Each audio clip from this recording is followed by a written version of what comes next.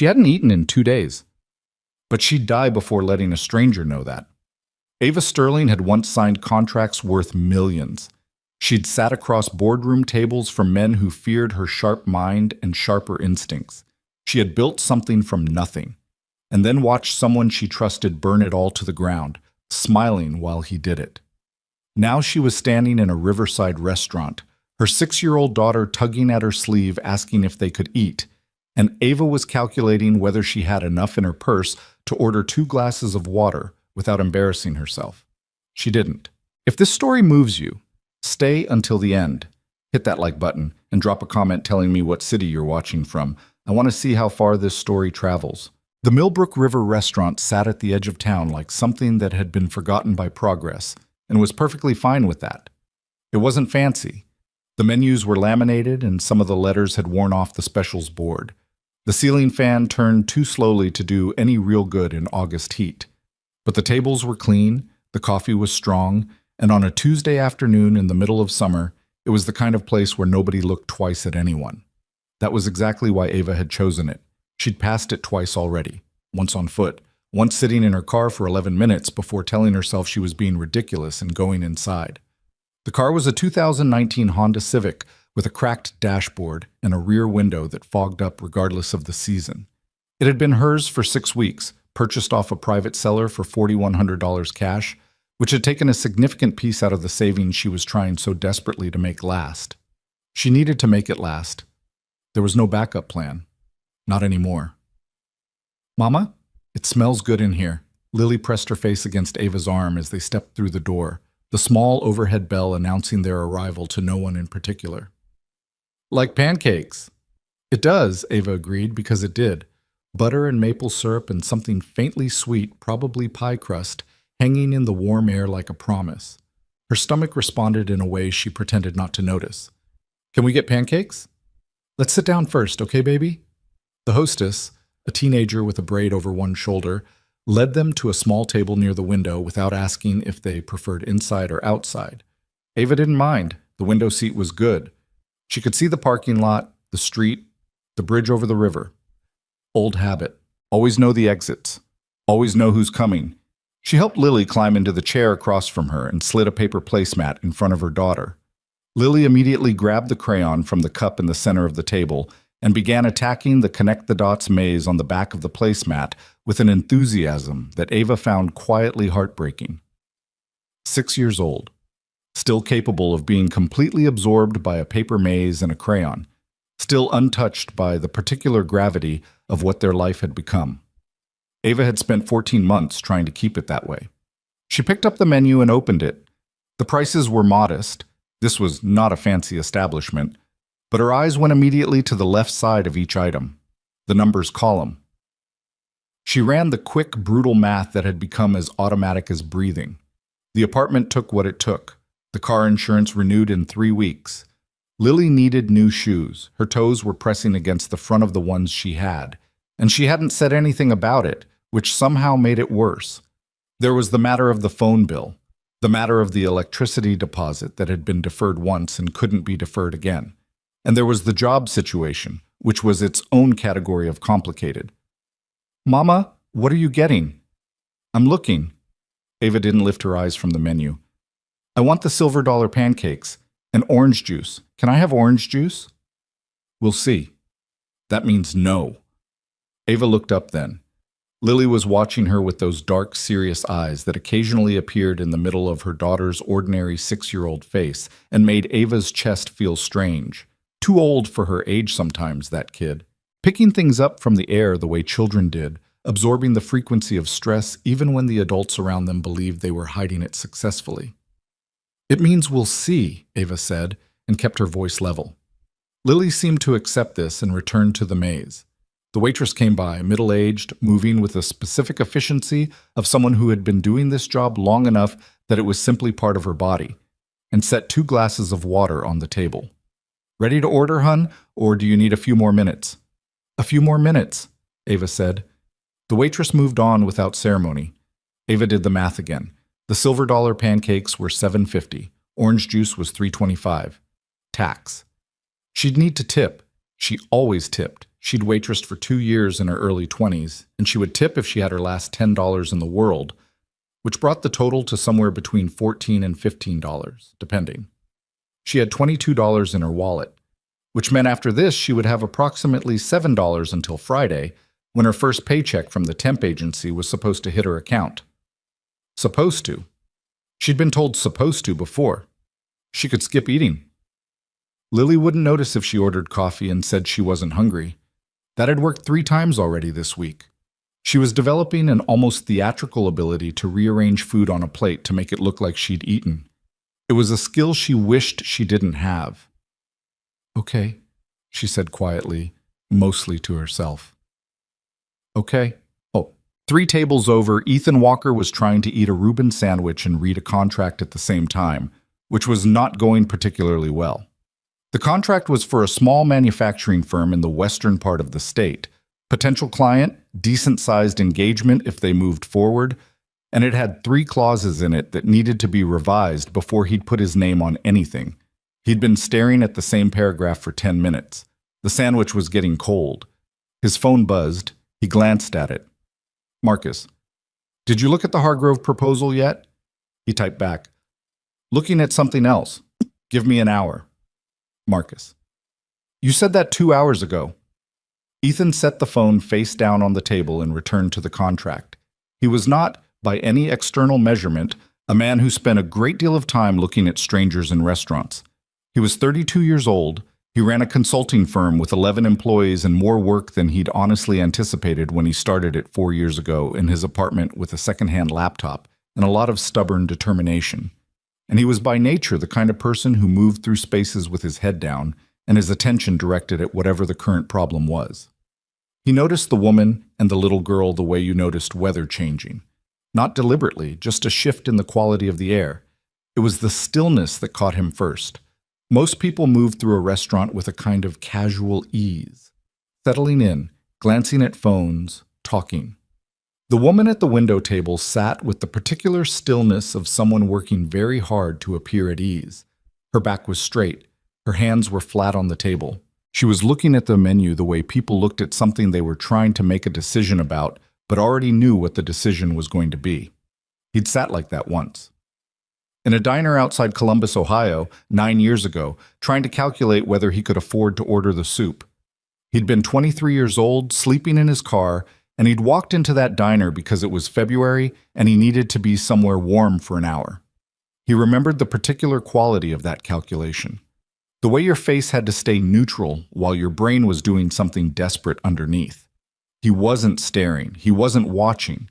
He was aware in the peripheral way that sometimes meant nothing and sometimes meant something, and he went back to his contract, and the next time he naturally glanced up, he saw the woman lean slightly across the table and say something quiet to her daughter, and the daughter looked up from her placemat with a small expression of disappointment quickly accepted, the way children accepted disappointment from parents they trusted.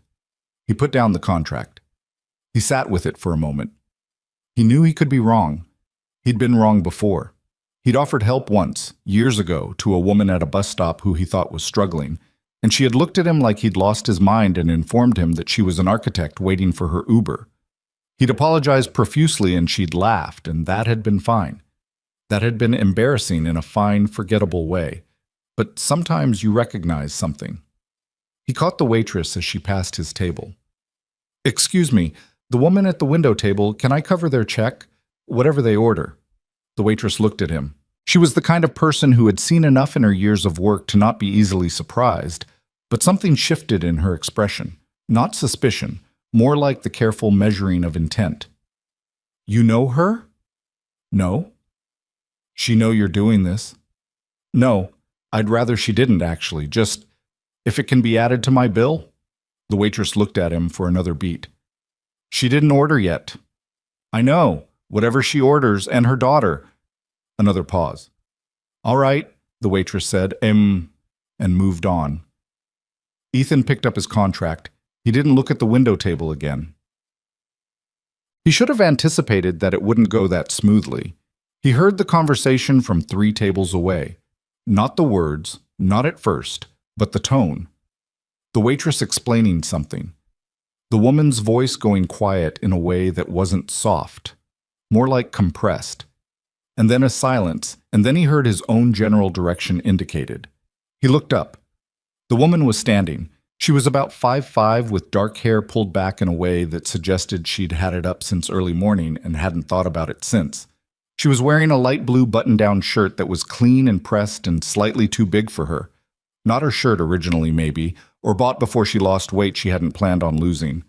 Her face was composed with a rigidity that indicated the composure was costing her something. She walked directly to his table. He stood up. He wasn't entirely sure why. Reflex, maybe.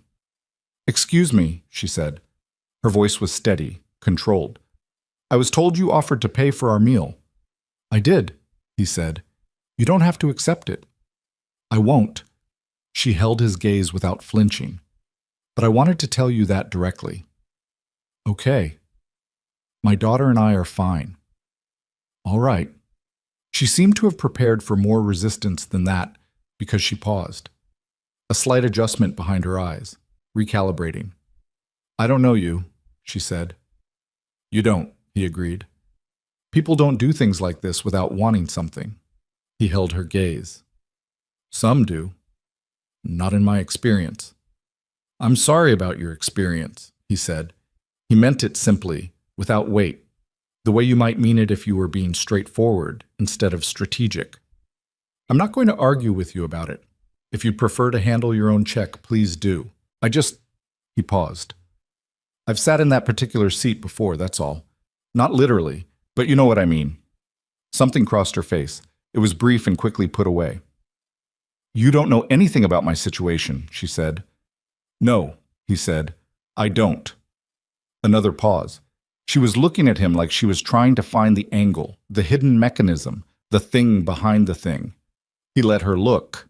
He'd learned a long time ago that you couldn't argue people out of that. Either they eventually saw something that made them reconsider or they didn't, and pushing on it only made it worse. "I appreciate the gesture," she said finally. The words were careful, calibrated. "You don't have to."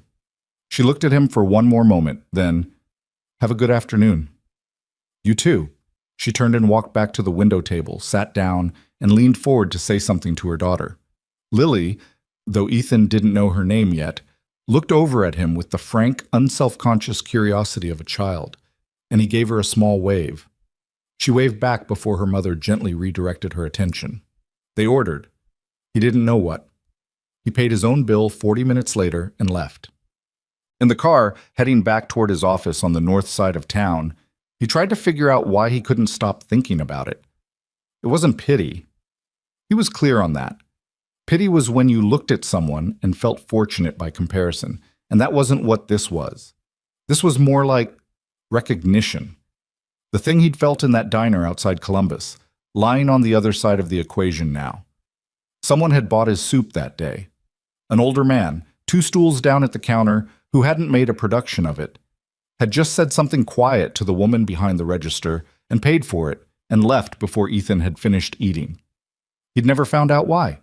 He'd never been able to ask. He'd thought about it for years. He'd been thinking about it in one way or another ever since.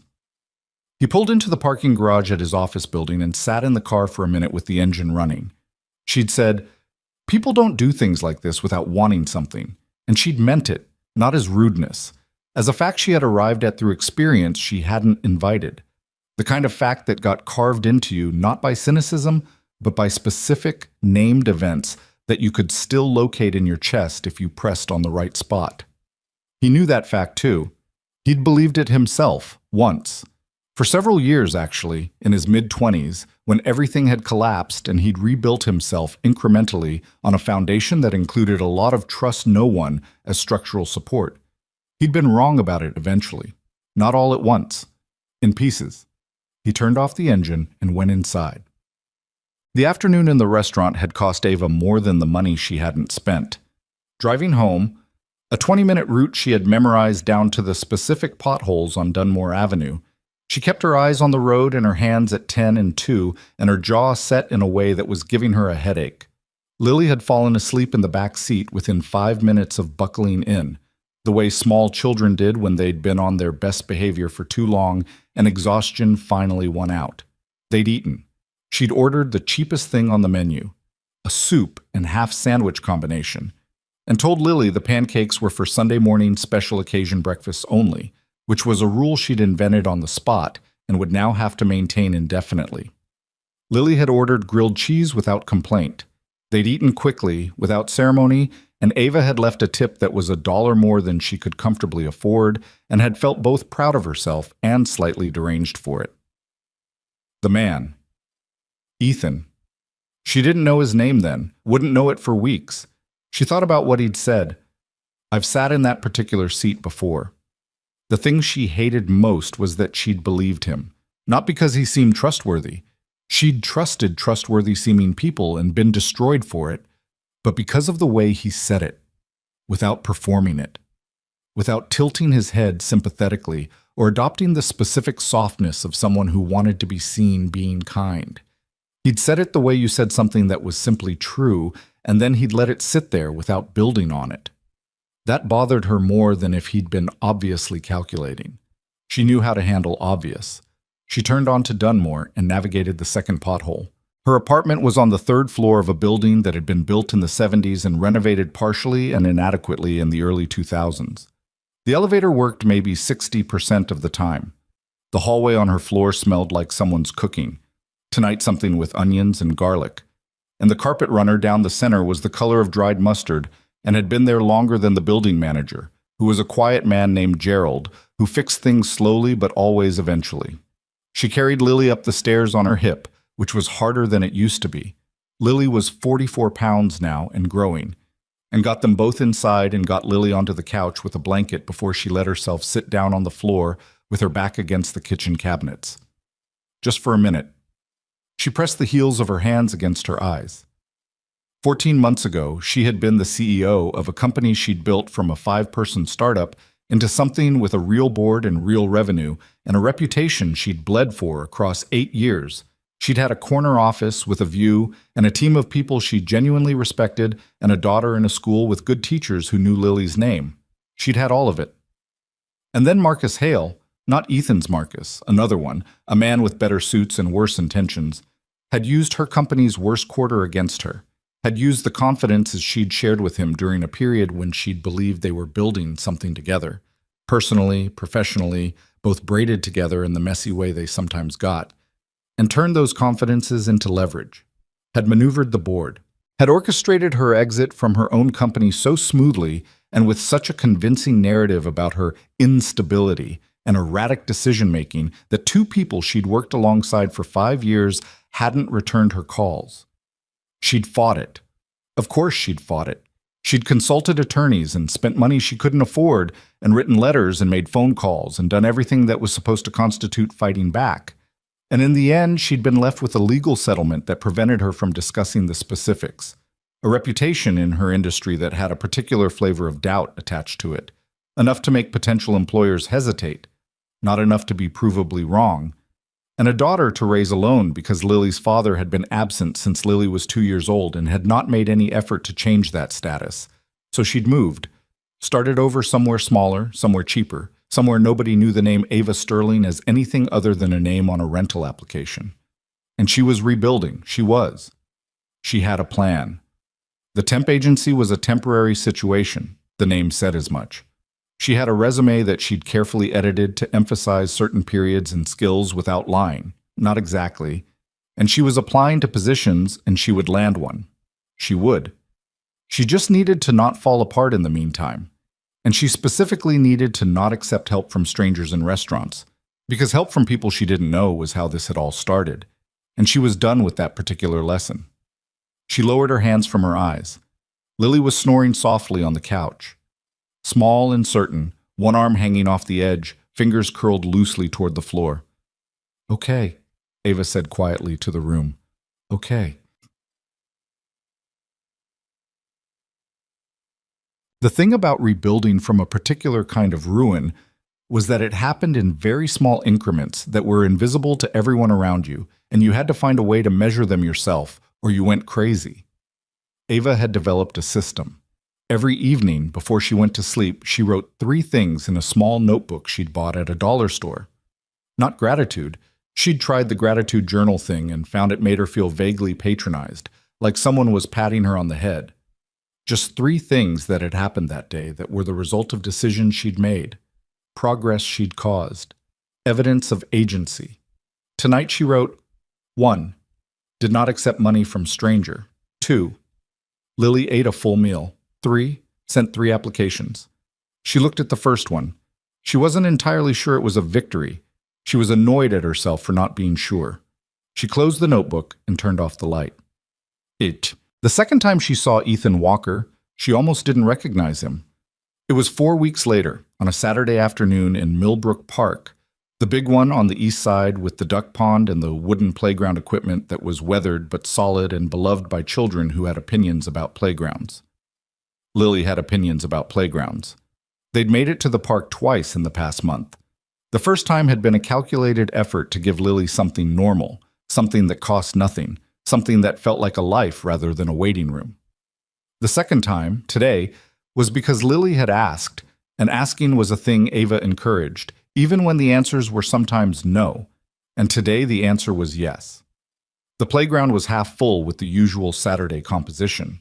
A cluster of parents on benches at the perimeter, monitoring with varying degrees of attention. A grandfather pushing a very small child on a swing with the steady, patient repetition of someone who had done this before and found it meditative rather than tedious. 2 older kids, maybe 9 or 10, who were very clearly mid-negotiation about some playground rule dispute and conducting it with the gravity of a congressional hearing. Ava was on one of the perimeter benches, watching Lily attack the climbing structure with single-minded ambition when she became aware of someone settling onto the far end of the same bench. She looked over. The man from the restaurant. He wasn't looking at her. He was watching the playground with a moderately distracted expression, the look of a parent monitoring for safety without hovering, which prompted her to look for, yes, a boy, maybe 7 or 8, who was currently standing at the top of the slide trying to convince himself to go down it head first. "Don't," the man said, not raising his voice. The boy looked over, assessed, decided against it, not because he'd been told, it seemed, but because he'd independently arrived at the same conclusion. He turned around and went down feet first with considerable speed and a small shriek of delight. The man watched, then looked over and met Ava's eyes. She could see the exact moment he placed her. "Hey," he said. "Hi," she said. A pause. He looked back at the playground. "The slide kid is yours?" she asked. "Yeah, that's Owen. He's very confident in his physical abilities, which is—" He paused. A mixed blessing. Despite herself, she almost smiled. "How old?" 7? 8 in November. He watched as Owen careened off the end of the slide and immediately turned around to climb back up. "You've got the girl on the climbing structure?" "Lily, she's 6. Owen was like that at 6. That total absorption thing, like the playground is the only thing in the universe." "Yeah." Ava watched her daughter, who was now attempting to navigate a rope bridge with the focused deliberateness of a surgeon. "It's a good quality, I think. I'm trying to protect it." She hadn't meant to say that. It had arrived in her mouth fully formed and exited before she could decide whether to let it. He didn't respond immediately, which she appreciated. He seemed like a person who understood that not everything required a response. "I'm Ethan," he said after a moment. "Ava? I know this is a little strange given—" "It's a small town," she said. "Running into people happens." He nodded. "For what it's worth, I'm not—" He stopped, seemed to decide against whatever he'd been about to say. "Never mind." "What?" "I was going to say I'm not following you around or anything, but saying that out loud sounds more alarming than not saying it, so—" She did smile at that, briefly, without meaning to. It surprised her. "I didn't think you were," she said. "Okay, good." They sat in silence for a while. Not the uncomfortable kind, or not entirely. Owen had recruited Lily into some kind of game that involved running in an irregular pattern around the base of the climbing structure, and the 2 children were operating on a frequency entirely their own, conducting an entire social universe in real time that the adults on the bench could observe but not fully access. He's good at making friends, Ava said. Too good sometimes. He'll talk to literally anyone. Ethan's voice carried the particular combination of pride and fear that was apparently standard issue for parents of extroverted children. She's not. Ava watched Lily, who was grinning now, matching Owen's irregular running pattern with her own interpretation of it. She's careful. Takes her a while. Smart quality to have. There was no judgment in it, and she wondered if she was being too sensitive, looking for subtext where there wasn't any, the way she'd been doing for over a year with everyone she met. The restaurant, she said, because she'd decided to address it directly because she always preferred direct. I was short with you. You weren't, he said. I was. You were direct, he said. That's different. She looked at him. He was looking at this playground again, at Owen, who had now convinced Lily to attempt the slide and was coaching her through it with the bossy encouragement of a second grader who considered himself an expert.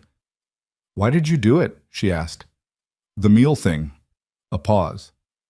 I told you, I recognized something. From your own life. Yeah. What happened to you? He was quiet for a moment, not avoiding the question, thinking about how to answer it accurately. Lost everything I had when I was 23, he said. I didn't lose it dramatically. I just didn't have it. Came from nothing, went looking for something, found out it was harder than I expected, and I wasn't as prepared as I thought. Spent about 18 months not knowing where I was going to sleep. He glanced at her. Not looking for sympathy, just answering your question. She'd expected deflection or a more curated version of the story. The specificity surprised her. Someone helped you, she said. Someone bought me soup, he said, in a diner in Ohio, and I thought about it for years. Why they did it, what it cost them. He shrugged, one shoulder, slightly. I don't know. When I see something I recognize, I try to do something about it. I'm not always right about what I'm seeing, but I'd rather be wrong about it than right and do nothing. Ava sat with that. I wasn't wrong, was I? He said. It wasn't quite a question. She didn't answer it. I have a job interview on Monday, she said instead. Yeah? Administrative coordinator position at Actually, I don't know the company. Staffing agency sent me the information. She paused. It's a step back from where I was, but it's a job. Steps back that are actually steps forward, he said. Look like steps back from the outside. Is that a quote from something? I don't think so. It might be. I might have gotten it off a coffee mug at some point and absorbed it. She almost laughed again. It felt strange and slightly foreign in her chest, like a language she'd spoken fluently once and was relearning from rustiness.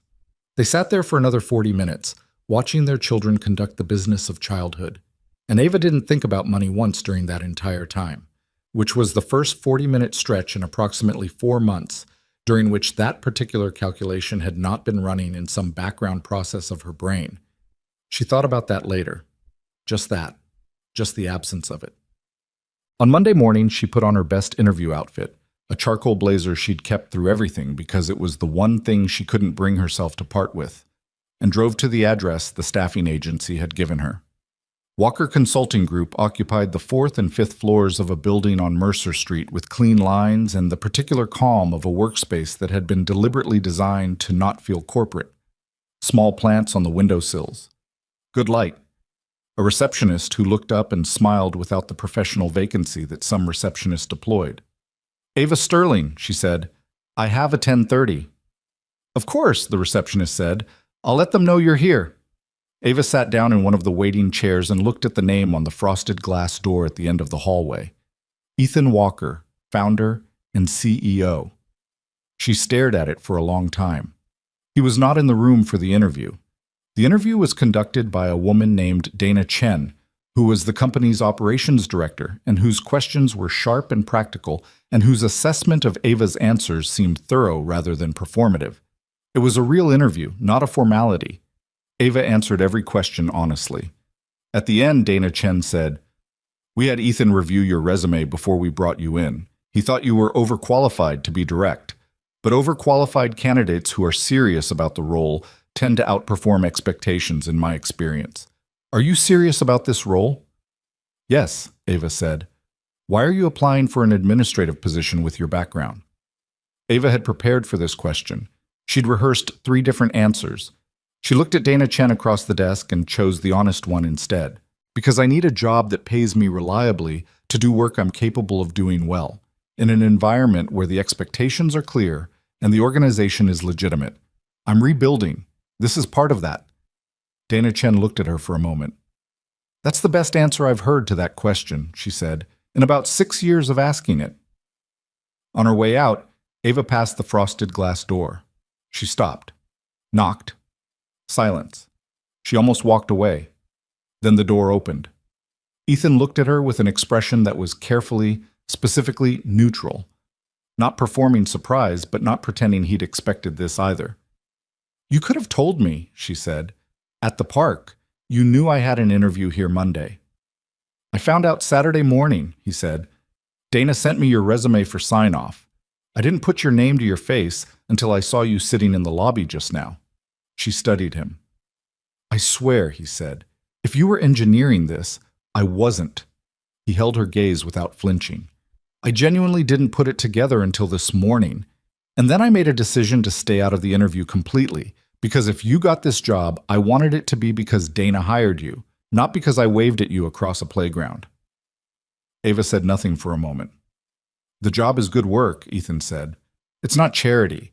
There's a contract, a salary, standard benefits. Dana runs that team. It has nothing to do with me on a day-to-day basis. I know, she said. She's good. She's excellent. A beat. I'll let you know what I decide, Ava said. That's all I'd ask, he said. She walked down the hallway, past the receptionist who smiled again, and pressed the elevator button and waited. Behind her, through the frosted glass, she could see the silhouette of him sitting back down. She stood there until the elevator came. She hadn't decided anything yet.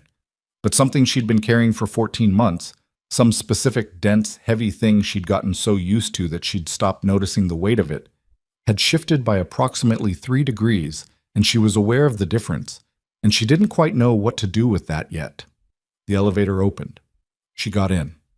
And for the first time in a very long time, she had no idea what came next, and found to her surprise that the uncertainty didn't feel entirely like danger. It felt like something else. She wasn't ready to name it, but it was there. She took 3 days to decide. Not because the decision was genuinely unclear. She knew by the end of the first day that she was going to accept the position, if Dana offered it, which Dana did on Tuesday morning in a call that lasted 4 minutes and contained no small talk. But she needed the 3 days to examine the decision from every angle she could think of, to look for the trap, to identify the mechanism by which this would eventually be used against her. She found nothing. That bothered her more than finding something would have. The offer was, as Ethan had said, completely standard. A written contract, a salary that was less than she'd been making 4 years ago and more than she'd been making in the past 14 months. Benefits that kicked in after 60 days. Clear reporting structure. She'd report to Dana Chen, not to Ethan, which Dana had actually specified without being asked, in a way that suggested she'd anticipated the question. The scope of the role was defined. The expectations were stated plainly. There was nothing in the language that was unusual, nothing that a reasonable person with a law degree and a reason to be suspicious could point to and say, there it is. She'd read it 4 times. She'd read it once more on Thursday morning with Lily at school and a cup of coffee going cold on the table beside her. Then she signed it. She called Dana and said, I'll see you Monday. Good, Dana said. Wear comfortable shoes. The first week involves a lot of walking. She didn't call Ethan. She didn't feel the need to. It wasn't his business, technically. The hire was Dana's. That boundary had been established, and she was going to treat it like it meant something. Because if it didn't mean something, then she needed to know that early, and the only way to test it was to act as if it were real. She went to pick up Lily from school that afternoon and told her they were going to celebrate. Celebrate what? Lily asked. I got a job. Lily thought about this. A real one? Like every day? Every day. Do you get to wear your nice blazer? Ava laughed. A real one, surprised out of her. Sometimes, yeah. Good, Lily said, with the decisive satisfaction of someone who had very specific views about professional attire. You look good in it. They got ice cream from a truck near the park and sat on a bench while Lily worked through a scoop of birthday cake flavor with the focused intensity she brought to everything she cared about. Ava had plain chocolate and didn't think about the cost of it until later, and by then she'd decided not to count it against herself. Small things. She was trying to let herself have small things. The first week at Walker Consulting was exactly what Dana had warned her about: a significant amount of movement. The administrative coordinator role was, in practice, the connective tissue of the organization. Ava managed schedules, coordinated between project teams, handled client communications at the intake level, and did approximately 40 other things that weren't in the job description but were clearly part of the actual job. She understood this kind of work. She'd built organizations from the inside, and she knew which functions held everything together while everyone else focused on the visible parts.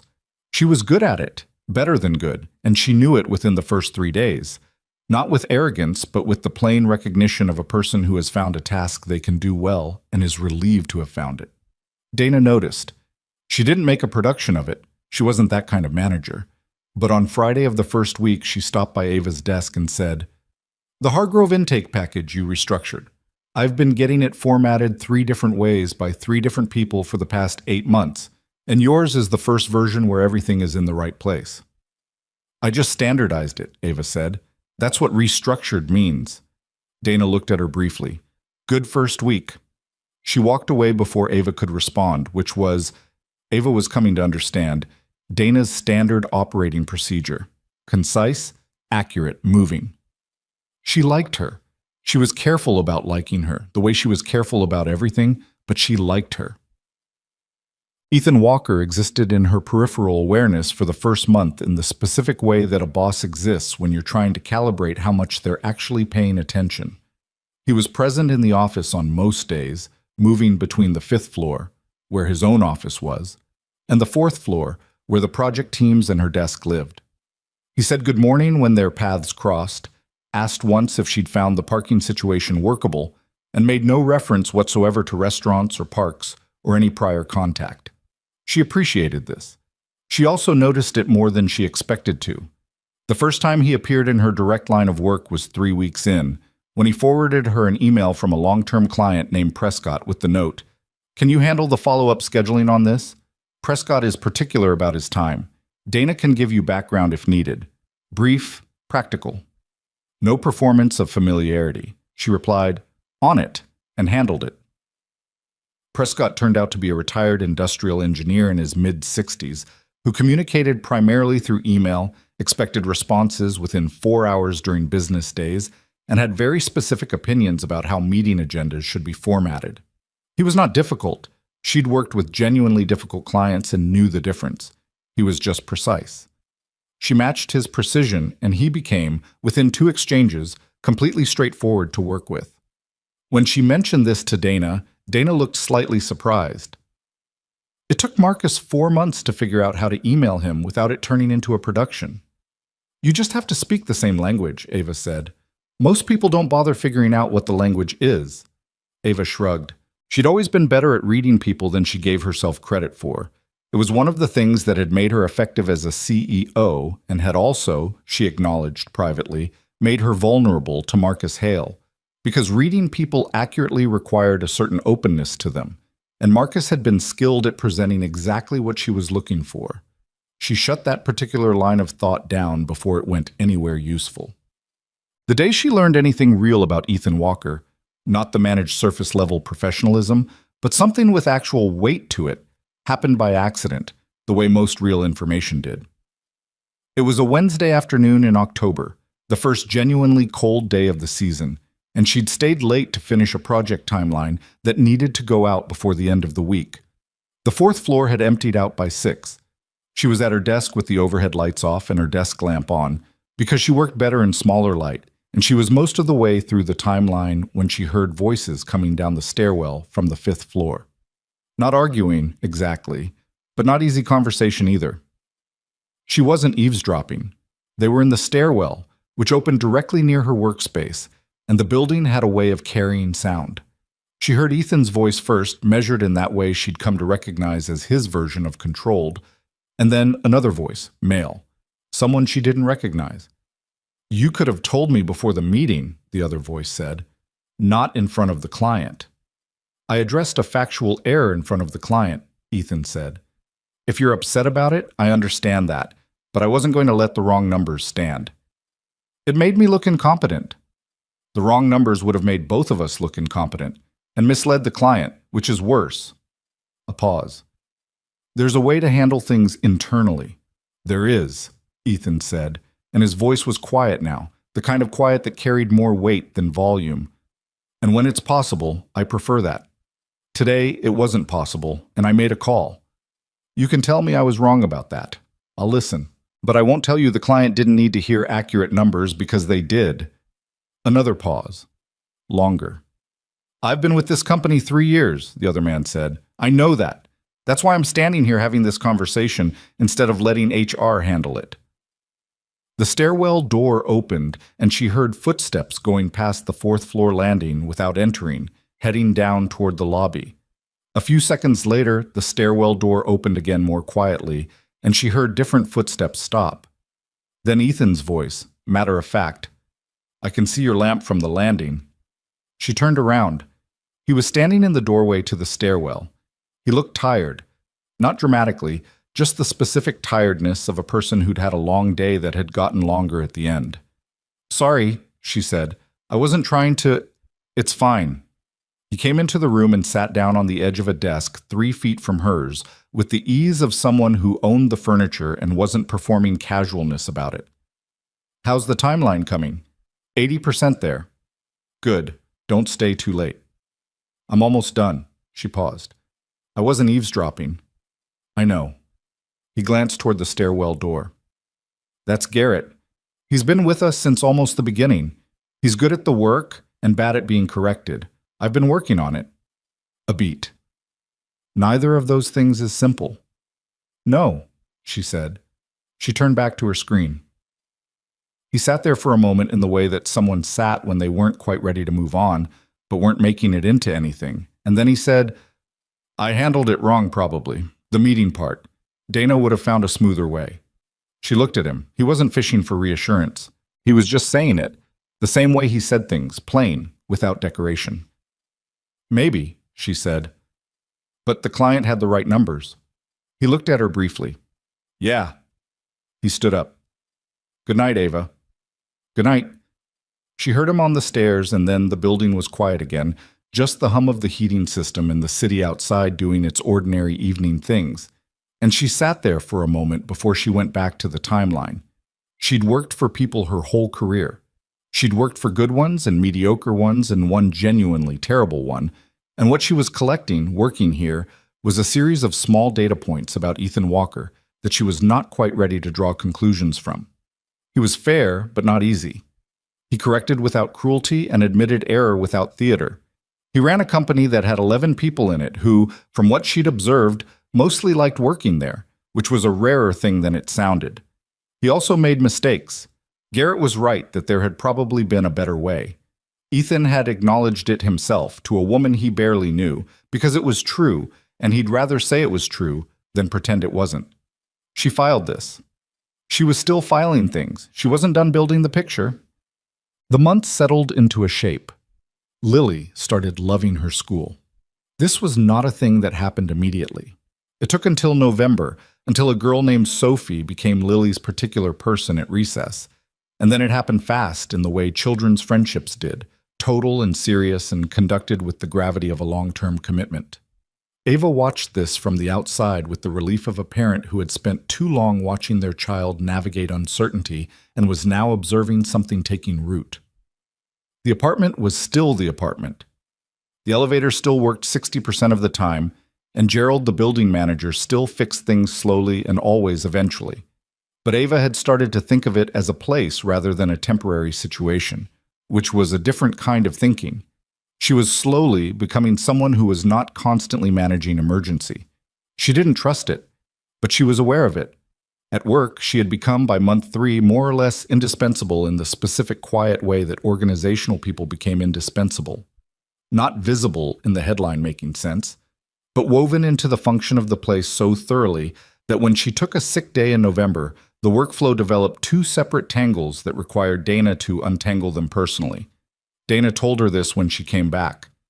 "Take sick days when you're sick," Dana said, "but I wanted you to know what happened so you understand what you're actually doing here." Ava understood. She'd been on the other end of this.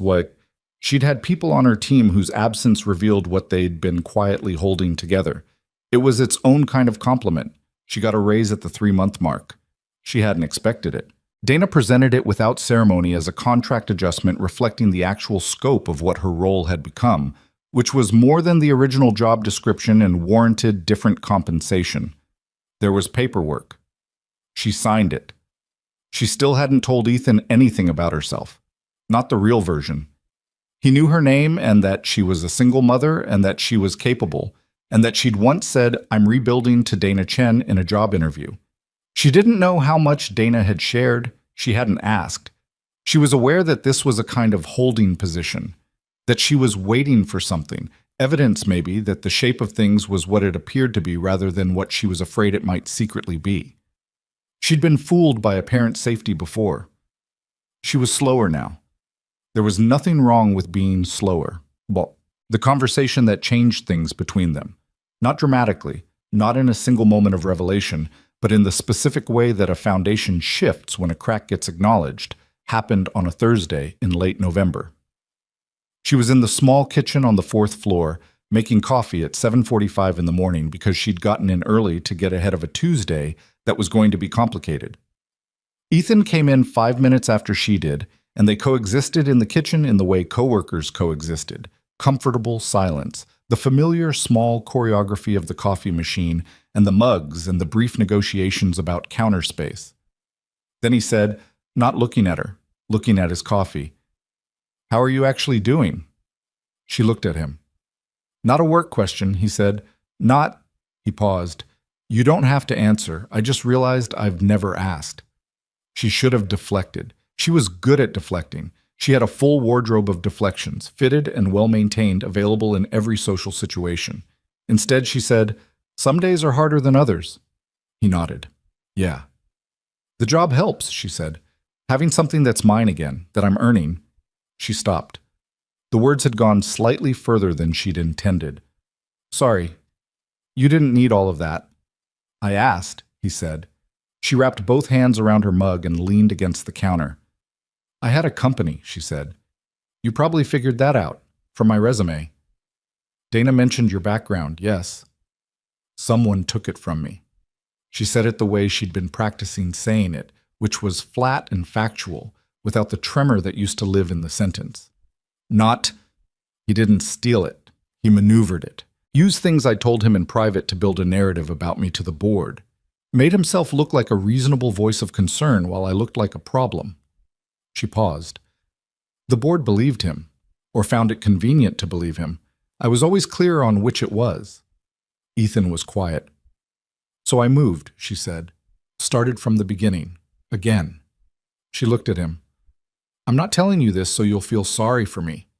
I'm telling you because you asked, and because I'm tired of talking around it like it's something I did wrong." "It wasn't something you did wrong," he said. "No, it wasn't. People like that—" He stopped. She could see him choosing words.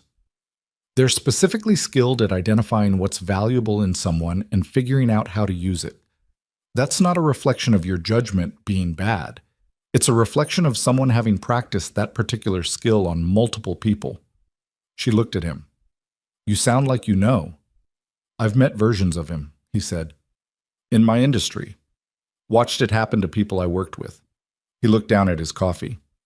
"Not the same as having it happen to you, but I've been close enough to recognize what it looks like." She didn't say anything. "The company you built," he said. "What was it?" She hesitated. Then, "Management consulting, small to mid-sized businesses. I specialized in organizational restructuring during transition periods." She paused. "Mergers, leadership changes, rapid growth." She looked at him. I know. Ironic. He almost smiled. A little. I was good at it, she said, and the sentence came out with more edge than she'd intended. Not at him, just the residue of having had to defend that claim in her own head for 14 months. I'm not saying it defensively. I was good at the work. I know, he said. You don't know. You hired me to manage schedules and coordinate intake packets. I hired you because you were overqualified and serious, he said, and because in 3 months you've done more for how this office functions than the 3 people who held that role before you combined. He paused. Dana's words. She's not generous with those. Ava was quiet. I'm not saying this to make you feel better, he said, and she heard the particular flatness that meant he was being precise rather than kind. I'm saying it because it's accurate and because I think you've spent long enough having people misrepresent what you're worth to them. She didn't have an answer for that. He pushed off the counter and picked up his mug. Good coffee, he said. It's the same coffee we always make. Seems better this morning. He moved toward the door, then stopped. For what it's worth, what he did to you, the man who took your company, that says something about him. It says nothing about you. He looked at her briefly. And I think you already know that. I just thought it deserved saying out loud by someone other than yourself. He left. She stood in the kitchen with her mug and the coffee machine making its small sound, and the morning light coming through the narrow window over the sink, and she stood there long enough that she was late getting back to her desk, which was unusual for her. She sat down and opened her calendar and looked at the day ahead, and somewhere in the process of doing that, she noticed that the thing she'd been carrying, the specific vigilance, the constant assessment, the waiting for the mechanism to reveal itself, had shifted again, further this time, in the direction of something that felt like ground under her feet rather than ceiling above her head. She didn't relax. She wasn't ready to relax. But she stopped holding her breath quite as tightly.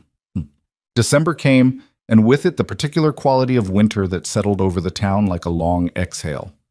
The days got shorter. Lily developed a strong opinion about which boots were acceptable for which occasions that Ava found both exasperating and secretly impressive. The office holiday party was small. Dinner at a place on the waterfront.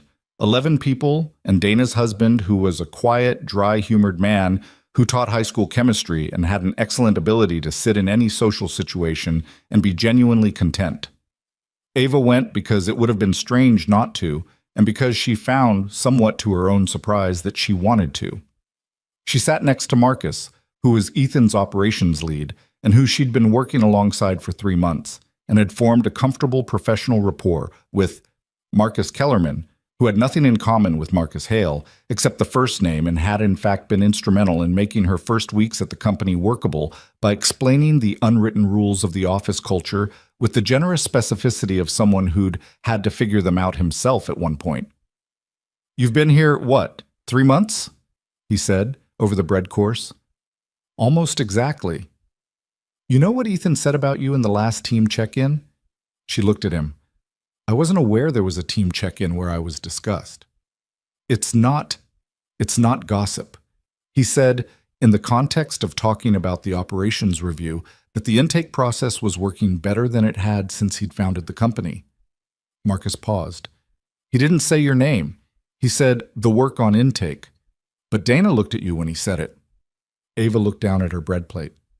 He could have said the name. He's careful about that stuff, Marcus said. He doesn't single people out in team meetings unless he's correcting something, positive or negative. He thinks it makes the room weird. Does it? Honestly? Kind of, yeah. But it also means nobody's jockeying for specific credit, which makes the team less political. He picked up his roll. I've worked places where the political situation was so bad, people were literally sabotaging each other's work. Once. Pharmaceutical sales. Don't ask. He shook his head at the memory. This place is not that. No, she agreed.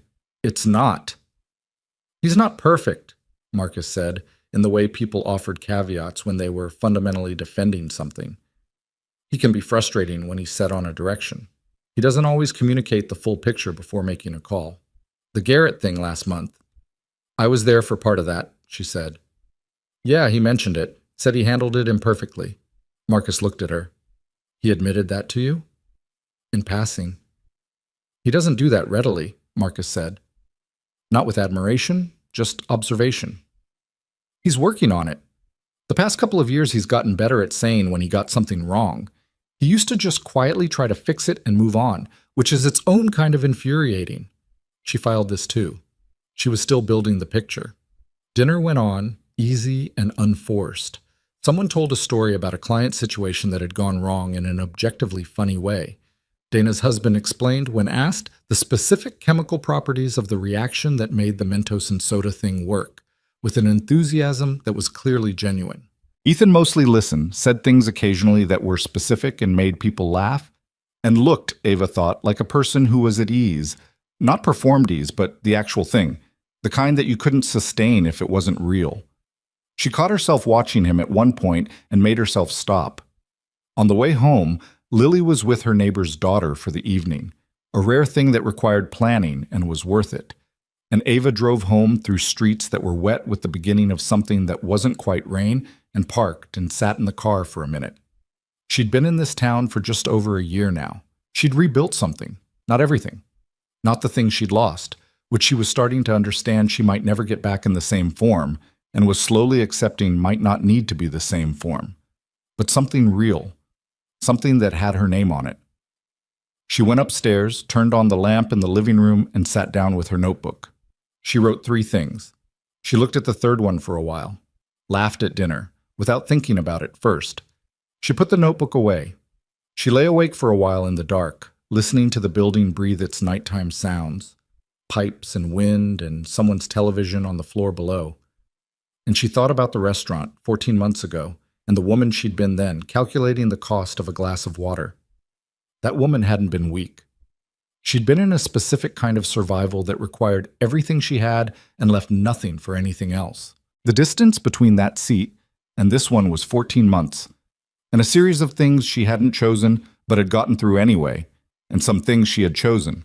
The job, the apartment, the decision on a Monday morning to knock on a frosted glass door and say, "You could have told me," to a man who had, she now knew with reasonable certainty, genuinely not connected her face to her resume until she was already sitting in the lobby. She thought about what he'd said in the kitchen. That says something about him. It says nothing about you. She'd told herself that. She'd said it in therapy before she'd had to stop going for financial reasons. She'd written it in the notebook on 3 separate occasions in slightly different forms. But there was something different about hearing it from someone else. Someone who wasn't invested in her healing, who wasn't being paid to reframe her narrative, who just said it because they were making coffee, and it was true, and they thought it deserved being said out loud. She would not make too much of it. She was not a person who made too much of things anymore. She'd burned that capacity out at 31 in a boardroom she never went back to. But she noticed it. She noticed it the same way she'd noticed in October that 40 minutes by a playground had gone by without the money calculation running. Small evidence of something changing, the kind of small evidence that was easy to dismiss and important not to. She turned over and looked at the ceiling. Outside, the almost rain had decided to commit and was coming down properly now, the kind of steady December rain that wasn't cold enough for snow but wasn't warm enough for anything else. It came against the window in small bursts and then steadied. Ava listened to it for a long time. Then she slept. January was uneventful in the way that mattered. Nothing went wrong. She was aware of how low that bar was, and was aware that being aware of it was its own kind of progress. Lily's friendship with Sophie deepened in the accelerated manner of first-grade relationships, which seemed to operate on a timeline closer to geological epoch than human calendar. By January, they had inside jokes that Ava couldn't fully follow, and a shared fictional universe involving 2 horses named Crumpet and Detective, the details of which changed based on negotiation. Ava drove Lily to Sophie's house twice, and Sophie's mother drove Sophie to theirs once, and this exchange of custody was conducted between the 2 mothers with the polite, slightly careful friendliness of parents who had not yet decided if they were going to become friends themselves, but were leaving the option open. Sophie's mother's name was Renata, and she was a physical therapist with a very direct way of speaking that Ava found refreshing, and by the end of February they were meeting for coffee on alternate Saturdays while the girls occupied themselves with Crumpet and Detective's ongoing narrative. Ava noticed that she had, almost accidentally, acquired something approximating a social life. She didn't take it for granted. The thing about Ethan, the thing she was working very hard not to articulate to herself in any direct form, had a texture to it that was different from anything she'd allowed herself in a long time. It was not like what she'd had with Marcus Hale, which had been built on mutual recognition of ambition and the particular intoxication of someone who seemed to understand you, which she now understood had been designed to feel that way. It was not the sharp, clean, dangerous thing that complicated professional relationships usually were when they went sideways. It was slower than that, and more inconvenient.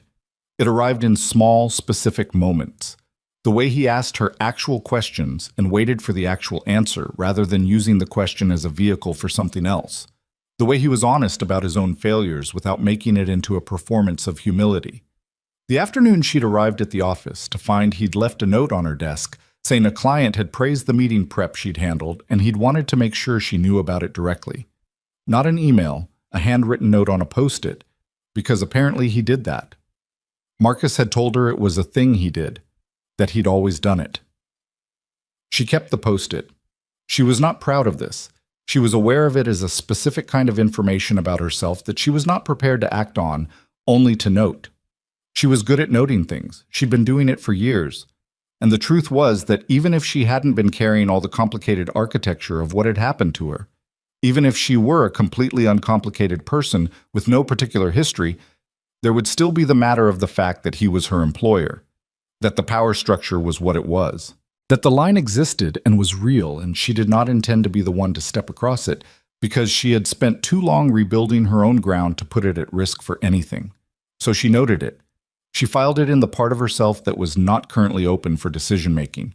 And she went to work and did her job well, and came home to her daughter and her apartment and her alternate Saturday coffees with Renata, and she built the life she was building, and she tried to do it without holding too much of it at arm's length. That was the work. Not the dramatic part, not the crisis and recovery arc that made for a good story with a clear turning point. The quiet daily work of being present in a life that was hers again. She was not at the end of it. She was somewhere in the middle, in the part where the ground was mostly solid, but you still watched where you put your feet. But she was standing, she was moving, and for now, for today, for this winter, for this slow, careful February, that was enough. March came in cold and stayed that way longer than anyone wanted. The kind of cold that wasn't dramatic. No blizzards, no ice storms, just a persistent gray that settled over everything and refused to lift. The trees on Dunmore Avenue stayed bare 2 weeks past when they should have started budding. Lily asked every morning if it was spring yet with the specific hopefulness of a child who had been promised a season and was beginning to suspect the promise was going to be broken. Soon, Ava told her, every morning. You said that yesterday. It's still true today. Lily accepted this with the long-suffering patience she deployed when adults were being inexact about timelines and went to school.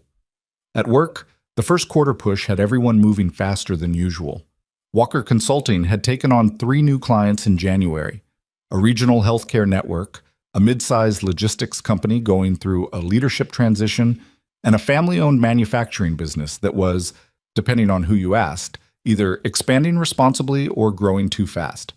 Ava was coordinating across all 3 simultaneously, which meant her days had a particular density that she found honestly more satisfying than she'd expected. She was good at density. She'd always been a person who functioned better with more to manage, who thought more clearly when the problems were complicated. Too much stillness, and her brain went looking for things to worry about. Too much to do, and she was paradoxically calmer. Dana had noticed this the same way Dana noticed most things, without commenting directly until she had something specific to say. The Hargrove transition timeline, Dana said one morning in late March, stopping at Ava's desk with a coffee in one hand and a tablet in the other. You restructured it without being asked. The original wasn't accounting for the overlap between the leadership announcement and the staff communication window, Ava said. If they announce to the board before they've managed the staff rollout, they're going to have a leak problem. Dana looked at the revised version on her tablet. Ethan flagged the same thing this morning. I know. His note was in the project file from Tuesday. Ava paused.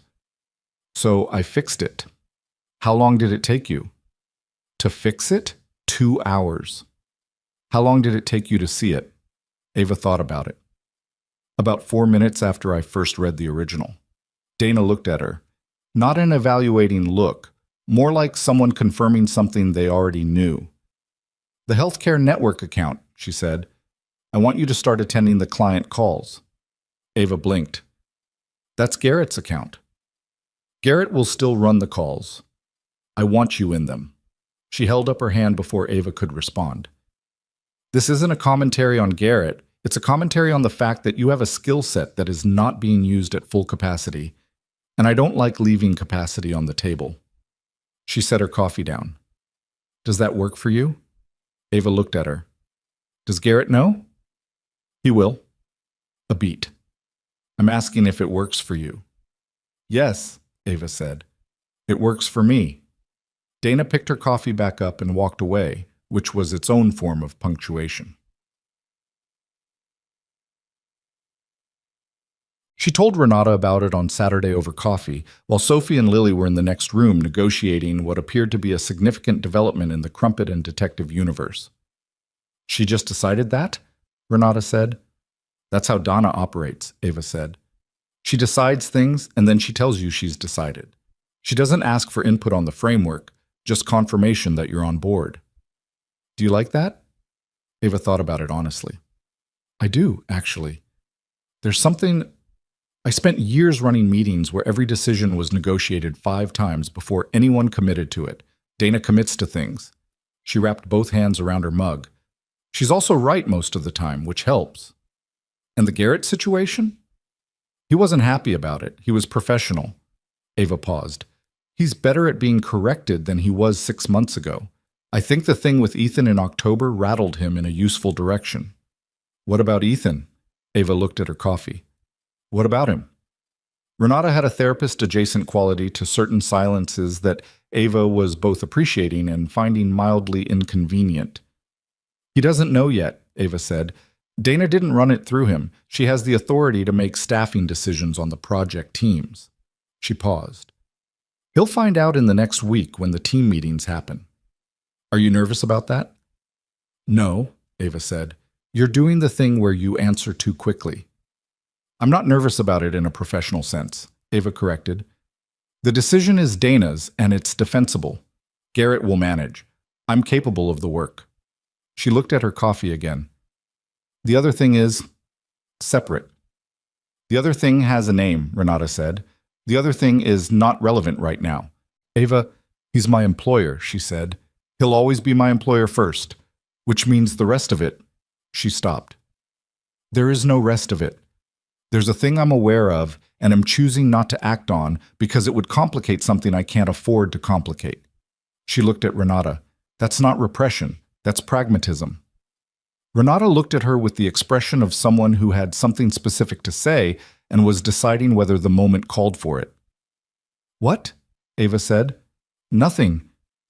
Renata. I was just thinking, Renata said carefully, that you're very good at protecting yourself, and that there's a version of protection that goes on long enough that it stops being protection and starts being, I know what it starts being, Ava said. I'm aware of the distinction. She set down her mug. I also know that the last time I trusted my instincts about a person, a man I believed was my partner professionally and personally, spent 18 months building a case against me that cost me everything I'd worked for. She looked at Renata directly. So I'm being careful, that's all. Renata held her gaze. He's not Marcus Hale. No, Ava said. But I didn't think Marcus Hale was Marcus Hale until it was too late. She paused. I'm allowed to take my time. You are, Renata said, and dropped it, with the grace of someone who knew when to let a subject rest. From the other room, there was the sound of a minor disagreement between Sophie and Lily about something that resolved itself in approximately 45 seconds, followed by a burst of laughter from both of them. Ava listened to it. She seems good, Renata said, nodding toward the sound. She is, Ava said, and meant it without qualification, which was itself a kind of milestone. The healthcare network client calls started the following Wednesday. Garrett ran them, efficiently, and with a deliberate professionalism toward Ava that was more formal than she'd have preferred, but was, she acknowledged, probably the best he could manage at this particular juncture.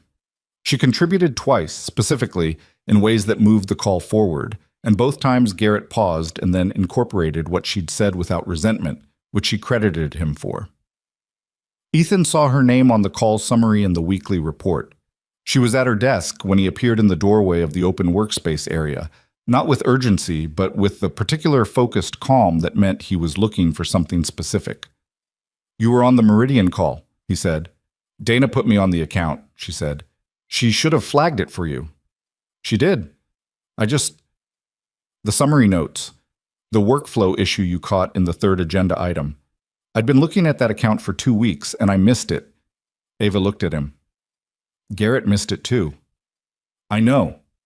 He seemed to be weighing something. "Your background is organizational restructuring during transitions." "Yes." "Meridian is—" He stopped. "They told us it was a leadership transition. What it actually is a structural reorganization that they're trying to manage as if it were a leadership transition because the structural piece is politically messy and they're hoping we won't notice." He looked at her. "You noticed." "Wednesday morning," she said. "Third call." He was quiet for a moment. "I want you leading that account." She kept her face neutral. "That's Garrett's account. Garrett can stay on it in a supporting role. He knows the client history. But I want the strategic piece coming from you." He paused. "This isn't a snap decision. I talked to Dana this morning before coming down here." "What did she say?" "She said she'd been waiting for me to figure it out for 3 weeks." Something in Ava's chest moved, quiet and complicated. She looked at her desk for a moment, then back at him. "I want Garrett briefed by you, not by me. It needs to come from you." "Agreed. And I want the scope of my role in writing before the next client call." "Also agreed." He paused. "Is there anything else?" She thought about it. "No." "Then we're good." He left. She sat at her desk for 30 seconds and then went back to work, because there was a lot of work, and because sitting with the feeling that was trying to surface was not something she was prepared to do in the middle of a Wednesday at her desk. She was in the job she was supposed to be in. She'd rebuilt herself to the point where someone who had no obligation to see her clearly could see her clearly. That was the thing. That was the whole thing. She kept it in a quiet corner of herself and went back to work. Spring finally arrived in the second week of April, grudging and then all at once, the way it always was. Nothing and nothing. And then suddenly, everything green at the same time, like the world had been waiting for permission. Lily came home from school on a Thursday with a handful of clover flowers she'd picked from the schoolyard, a violation of the rules about picking plants on school grounds that Ava decided to treat as a sign of initiative rather than disobedience. They were going to get mowed, Lily said, with the specific logic of a 6-year-old defending a decision she knew was borderline. "I'm sure they were," Ava said. She put them in a glass on the kitchen windowsill. They lasted 2 days. She kept the glass on the windowsill after, because it had started to feel like something. Owen's 8th birthday party was in the 3rd week of April. Lily had been invited, which was how Ava came to spend 3 hours on a Saturday afternoon in a community rec center watching 12 children conduct the organized chaos of a birthday party while standing near the refreshment table with a cup of fruit punch. She wasn't particularly drinking. Ethan was there with his sister, a woman named Claire, who had his same quality of directness but delivered it with considerably more humor. Owen had the same wide-awake energy that Ava had come to recognize from the playground, moving through the room at a frequency that seemed specifically designed to cover as much ground as possible at all times. "He's a lot," Claire said to Ava, appearing at the refreshment table with the air of someone seeking a refuge. "I love him completely. He's a lot." "Lily thinks he's excellent," Ava said. "Lily has good taste." Claire looked at her. "She talks about your daughter, you know, Ethan. He says Lily is careful and thoughtful, and Owen needs more friends like that." She paused. "He's right, probably. Owen needs a counterweight." Ava didn't know what to do with the information that Ethan had been talking about Lily in a specific and considered way, so she filed it with everything else. How long have you known him? Claire asked. Since I know you work for him. I'm asking differently. About 7 months, Ava said. And? And he's a good employer. Claire gave her a look that was very much like Renata's look, the particular expression of someone who had been given an answer that was technically true and entirely insufficient. He worries, Claire said. He doesn't show it externally. He never has, even as a kid. But he thinks about people, specifically. He asks me about Owen's friends by name and remembers details about them from 3 months ago. She paused. He asks about you. Ava looked at her. About work things. Sometimes, Claire said. Not always. Across the room, Ethan was helping Owen manage a complicated moment with the birthday cake candles. Some issue with the number of them being distributed inequitably across the surface, a grievance Owen was articulating at some volume. Ethan listened with full attention, rearranged 3 candles, checked Owen's assessment of the revised arrangement, and when Owen approved, lit them with a lighter he produced from his pocket with the practiced efficiency of a man who had navigated a lot of birthday logistics. He looked up once, across the room, and met Ava's eyes. He nodded slightly, the way you nodded at someone you knew when the room was loud and conversation wasn't available. She nodded back. Claire watched this exchange with a subtlety that was less subtle than she probably intended. Ava turned back to her fruit punch and said nothing. The week everything changed began on an ordinary Monday. Ava was at her desk by 8, as usual, working through the Meridian account preparation for a Thursday call that was going to be complicated. They'd found the structural issue, she and Ethan together in a working session the previous week, and Thursday was going to be the meeting where they presented it to the client, which was the meeting where clients either appreciated having the problem named or became defensive about having it exposed. She'd run this kind of meeting before. She knew how to read the room going in and adjust as it developed. Her phone rang at 8:23 in the morning. She didn't recognize the number, but she recognized the area code. The same area code as Lily's school. Ms. Sterling, this is Principal Okafor at Millbrook Elementary. I need you to come to the school. Lily fell on the playground this morning during early drop-off. She's... A brief pause that was professional but contained something else in it. She's conscious and she's with the nurse, but she hit her head on the edge of the climbing structure and I think she needs to be seen by a doctor. The 45-minute sequence that followed had the quality of certain nightmares. Not the dramatic kind, but the kind built entirely of small moments of wrongness accumulating. Lily was at the nurse's station when Ava arrived, sitting with her knees pulled up, her face the particular gray-white of a child whose body was doing something that alarmed it. The nurse said the word concussion with careful professional non-commitment. She said there had been vomiting. She said Lily had been asking for her mother. Ava sat next to Lily and took both her hands and said quietly, I'm here. I've got you. Lily didn't say anything. She just leaned her head carefully against Ava's shoulder, and the particular weight of that, the trust in it, the smallness of her, went through Ava like current. The emergency room at Millbrook Community was not a disaster. The doctor was young and methodical and clear in her communication. The scan was precautionary. The diagnosis was a mild concussion, the word mild doing significant emotional labor in that sentence. And the instructions were rest, observation, no screens, follow up in 2 days. They were there for 4 hours. Ava had texted Dana from the school. Family emergency, I'll keep you updated. She'd gotten back. Take what you need, call if there's anything. She hadn't texted Ethan. There was no particular reason to text Ethan. He wasn't... Her phone buzzed at noon. Ethan. Dana told me, is Lily okay? She looked at the message for a moment. Ava, mild concussion. She's okay. We're at the hospital now. Ethan, do you need anything? She started to type no and stopped.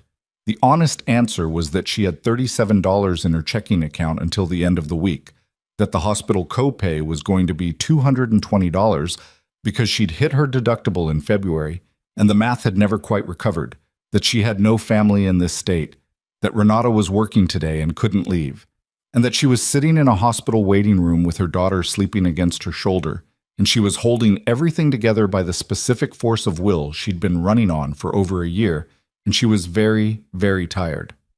She typed, "I'm okay. Thank you for asking." She sent it. Then she put the phone in her bag and looked at her daughter's sleeping face, the bruised exhaustion of it, the small, dry lips, the way her eyelashes rested against her cheek. And she pressed one hand carefully against Lily's hair, and she let herself sit there in the particular terror and relief of a parent whose child was going to be fine, but who had spent 4 hours not knowing that. She did not cry. She had cried later in the months since when the memory surfaced at odd moments. But in the hospital, she kept herself level, because Lily needed her level, and that was the job, and she was going to do the job. Chesham. She got Lily home at 2 in the afternoon, set her up on the couch with a blanket and the specific small stuffed elephant named Gerald. Yes, same name as the building manager, which had been coincidence and was now a source of quiet amusement every time Ava saw the actual Gerald in the hallway. And Lily slept, and Ava sat in the chair beside the couch and watched her sleep and did the math she'd been avoiding. The copay, the follow-up appointment, the days she'd need to be home, at minimum 2, possibly 3, and what that would mean for the Meridian call. The fact that she'd been planning to ask Dana about a salary review next month and now felt like she couldn't, because the timing would look wrong, would look like she was connecting the dots between the crisis and the ask. She was calculating the old way, the way she'd been calculating for over a year, the familiar architecture of not quite enough. The doorbell rang. She opened the door to find Ethan Walker standing in her hallway with a paper bag from the deli 3 blocks from the office, and an expression that was specifically careful, the face of a person who was prepared to be told to leave and was going to accept that without argument. She stared at him. "I was in the neighborhood," he said, and then, before she could respond, "That's a lie. I drove here." He held up the bag. "I didn't know if you'd eaten. I took a guess and got soup." She stood in the doorway and looked at him, and felt something give way in her chest with a small, distinct, exhausting release. "Come in," she said. He came in quietly, taking in the apartment with the brief, non-invasive glance of someone cataloging without commenting. He set the bag on the kitchen counter and unpacked it with the same straightforward efficiency he brought to most things.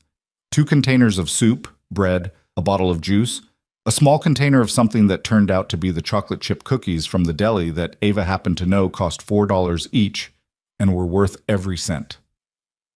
"How is she?" he asked, looking toward the living room where Lily was sleeping. "Sleeping. She's been down for about an hour." Ava leaned against the counter, arms crossed, not defensively, but because she needed the support.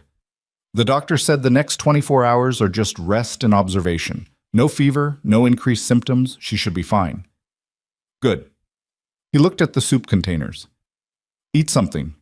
You look like you've been awake since before this morning." "I've been awake since before this morning," she said. "I couldn't sleep last night. Some work thing I was turning over." She pushed off the counter and opened a drawer for spoons. "I don't need—" "I know you don't need it," he said. "I brought it anyway. That's allowed." She looked at him. He looked back at her, steady and unmoving. "Okay," she said.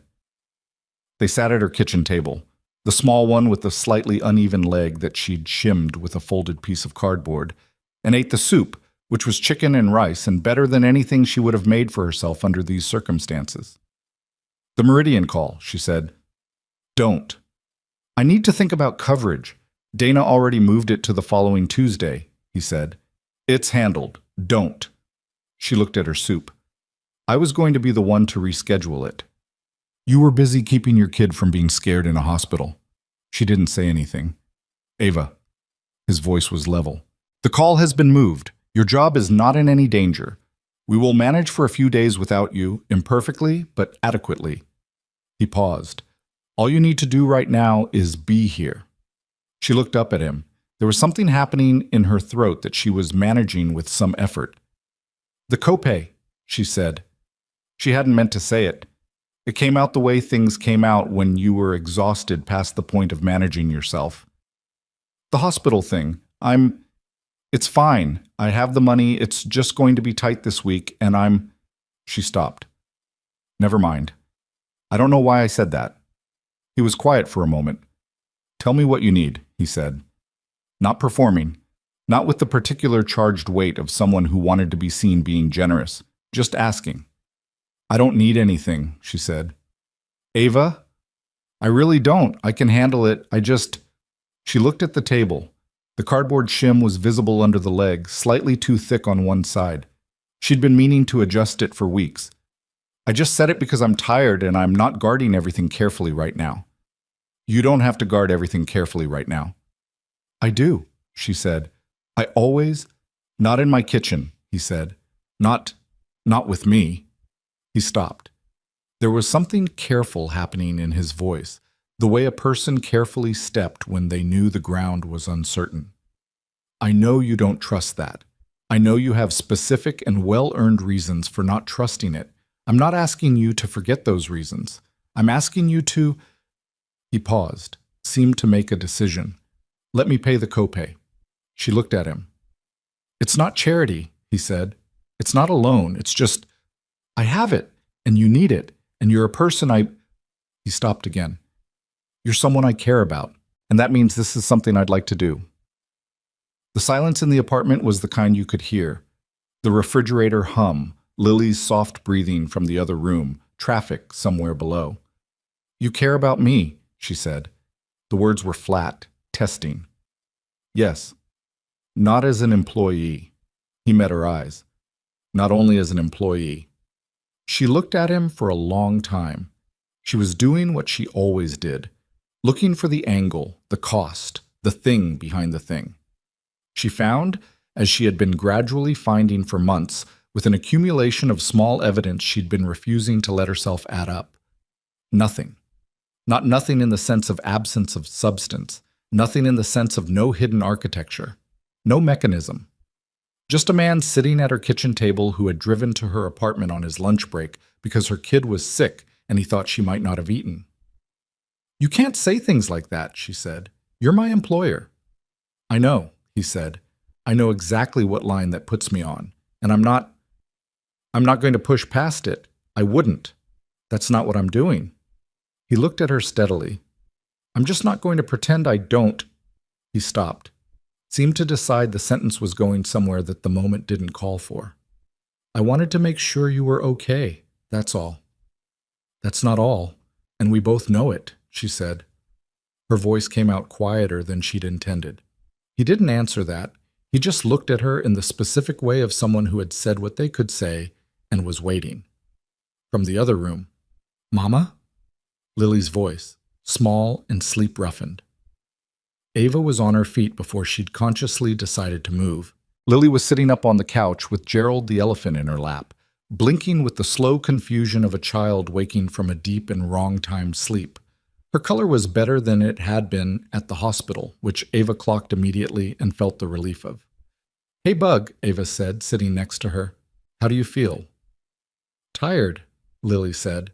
She looked past Ava at the kitchen doorway where Ethan had appeared, quietly, staying back. Is that Owen's dad?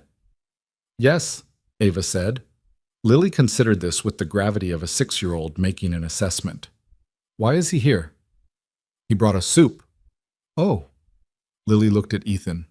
Did you bring cookies? I did, Ethan said. Lily looked at her mother. Can I have one? When you've had some soup, Ava said. Lily accepted this, tucked Gerald more securely under her arm, and leaned against her mother's shoulder. After a moment, in a quieter voice, My head still hurts. I know, Ava said. It's going to for a little while. That's normal. She pressed her lips to the top of Lily's hair, careful of the bruise. I've got you. Lily made a small sound of acceptance and stayed where she was. Over Lily's head, Ava met Ethan's eyes across the room. Something in that look, the specific quality of it, two people in an ordinary apartment on a difficult afternoon, both of them imperfect and tired and still standing, landed in Ava in a place she hadn't let anyone reach in a very long time. She looked away first. But she didn't look away because she was afraid. She looked away because she wasn't, and that was the more alarming thing. He left an hour later, after Lily had eaten half a container of soup and 1.5 cookies and fallen back asleep looking considerably more like herself. He wrote a check for the copay amount, set it on the kitchen counter, and didn't say anything about it. She didn't argue. She would have argued 4 months ago. She would have argued 2 months ago. She was aware of what it meant that she didn't argue now. At the door, he paused. "Dana has my cell if anything changes," he said. "You don't have to call me directly, but you can." "Okay," she said. He nodded, opened the door, then, "Ava." She looked at him. "You've been doing this alone for a long time," he said. "I know you're good at it. I'm not questioning that." He held her gaze. "I just want you to know that you don't have to be." He left. She stood in the doorway for a moment, door open, hallway empty. The particular smell of the third-floor hallway that she'd stopped noticing months ago suddenly present again. Someone's cooking, the carpet, the building's specific breath. She closed the door. She went back to the couch and sat beside Lily and put her hand on her daughter's back and felt it rise and fall. Outside, March had finally fully become April. The window was cracked open and the evening air coming through it had something different in it, the first real softness of the year, the thing that had been promised and delayed and was now finally here. Lily breathed in and out. Ava sat in the quiet of her apartment and felt, with slow, reluctant, genuine certainty, the thing she'd been filing away for months taking shape in a part of her she'd considered closed. She wasn't ready for it. She wasn't sure she'd know how to be ready for it, but it was there. It had been there for a while. She'd just needed a kitchen table and a check on the counter, and a man who said you don't have to be, and then left without waiting for an answer, to finally let herself know it. The follow-up appointment confirmed what the first doctor had said. Mild concussion, resolving normally, no complications. Lily was cleared for school after 4 days and declared herself fully recovered by day 3, a diagnosis her body disagreed with but her personality had already committed to. Ava took 5 days off total. She spent them in the apartment with Lily, doing the things the doctor had specified: quiet activities, limited stimulation, regular check-ins on symptoms, and also doing things the doctor hadn't specified but that felt necessary anyway. They played cards. They did a puzzle that was missing 4 pieces and completed it anyway, leaving the gaps as what Lily called air windows. They watched 2 movies with the volume low, which was allowed, and talked about the plots afterward in the way Lily liked to talk about stories, picking apart the characters' decisions with a scrutiny that Ava found both impressive and occasionally exhausting. On the 3rd day, Lily said, "Is Ethan your friend?" Ava was in the kitchen making tea. She kept her hands on what they were doing. "He's my employer." "That's not the same as a friend." "No, it's not." "But he brought us soup," Lily said. "Friends bring soup." "People who aren't friends also bring soup sometimes," Ava said. "It's not exclusive to one category." Lily considered this. She was sitting at the kitchen table with a coloring book open in front of her, working on a page with a deliberate and unsystematic approach to which colors went where that Ava had learned not to comment on. "Owen says his dad talks about us." Ava brought her tea to the table and sat down. "Owen told you that?" "At school, before I fell." Lily selected a purple crayon with the confidence of someone who had already decided. "He said his dad says Lily is careful and I like her. Owen thinks that's funny because he says his dad doesn't usually notice stuff about people his own age." "His dad's age," Ava corrected. "That's what I said." Lily applied the purple to what appeared to be a tree trunk. "I like Owen. He's loud, but he's nice loud, not mean loud." "That's a good distinction. Do you like Ethan?" Ava wrapped her hands around her mug. "Yes? As a friend?" "Lily, I'm just asking." "I know you are." Ava looked at her daughter, who was watching her now with those intermittently old eyes, the ones that appeared in the middle of her ordinary 6-year-old face, and saw more than Ava consistently remembered to account for. "It's complicated." "Because he's your boss?" "Partly." Lily seemed to turn this over. Then, returning to the coloring book, "Sophie's mom and dad were friends first, and then they got married. Sophie says they met at a work thing." "Lily?" "I'm coloring," Lily said innocently. "I'm not saying anything." Ava looked at the ceiling briefly. "You're saying something." "I'm coloring, and you're making inferences," Lily said, which was a word she'd gotten from Ava and had been deploying with increasing accuracy. Ava almost spilled her tea from the surprise of laughing.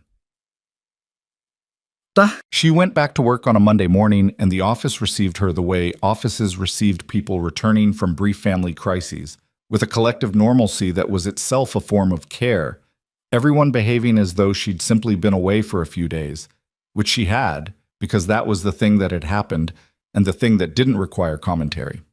Marcus said, "The Meridian call is Tuesday. You're running it." "I know," she said. "I've read the prep material." "When?" "This weekend." He looked at her. "You were supposed to be resting." "Lily was resting. I was reading." He shook his head in a way that was more affectionate than exasperated, and they moved on. Ethan was on the 5th floor when she arrived. He came down mid-morning on his usual trajectory between floors and stopped at her desk, which he didn't always do. "How is she?" he asked. "Back at school today, extremely confident she's fine." Ava paused. She asked Sophie to save her seat in line the entire time she was out, and apparently Sophie did, which Lily is treating as the highest form of loyalty. Something in his face shifted. Not a full smile, but the precursor to one, the thing before the thing. "Good," he said. "That's good." "The check," she said. She'd been deciding how to address this since the afternoon he left it on her counter. "I'm going to pay you back." He started to say something. "I'm going to pay you back," she said again, steadier. "Not immediately. I'll work out a timeline, but I need to do that." He looked at her for a moment. She could see him weighing whether to argue and deciding not to. "Okay," he said. "Thank you," she said. "For—" She stopped. "All of it." He held her gaze. "You would have managed without it." "I know," she said. "That's not the point." "What's the point?" She thought about how to say it accurately. "The point is that you didn't make me ask, and you didn't make it cost me anything." She paused. "I haven't had a lot of that." He was quiet for a moment. "I know," he said, and moved on. The Meridian call on Tuesday went the way she'd known it would go, which was not without difficulty. The client, a man named Brennan, who ran the healthcare network with the specific confidence of someone who had been told he was decisive for so long he'd stopped questioning whether his decisions were good, pushed back hard on the structural diagnosis.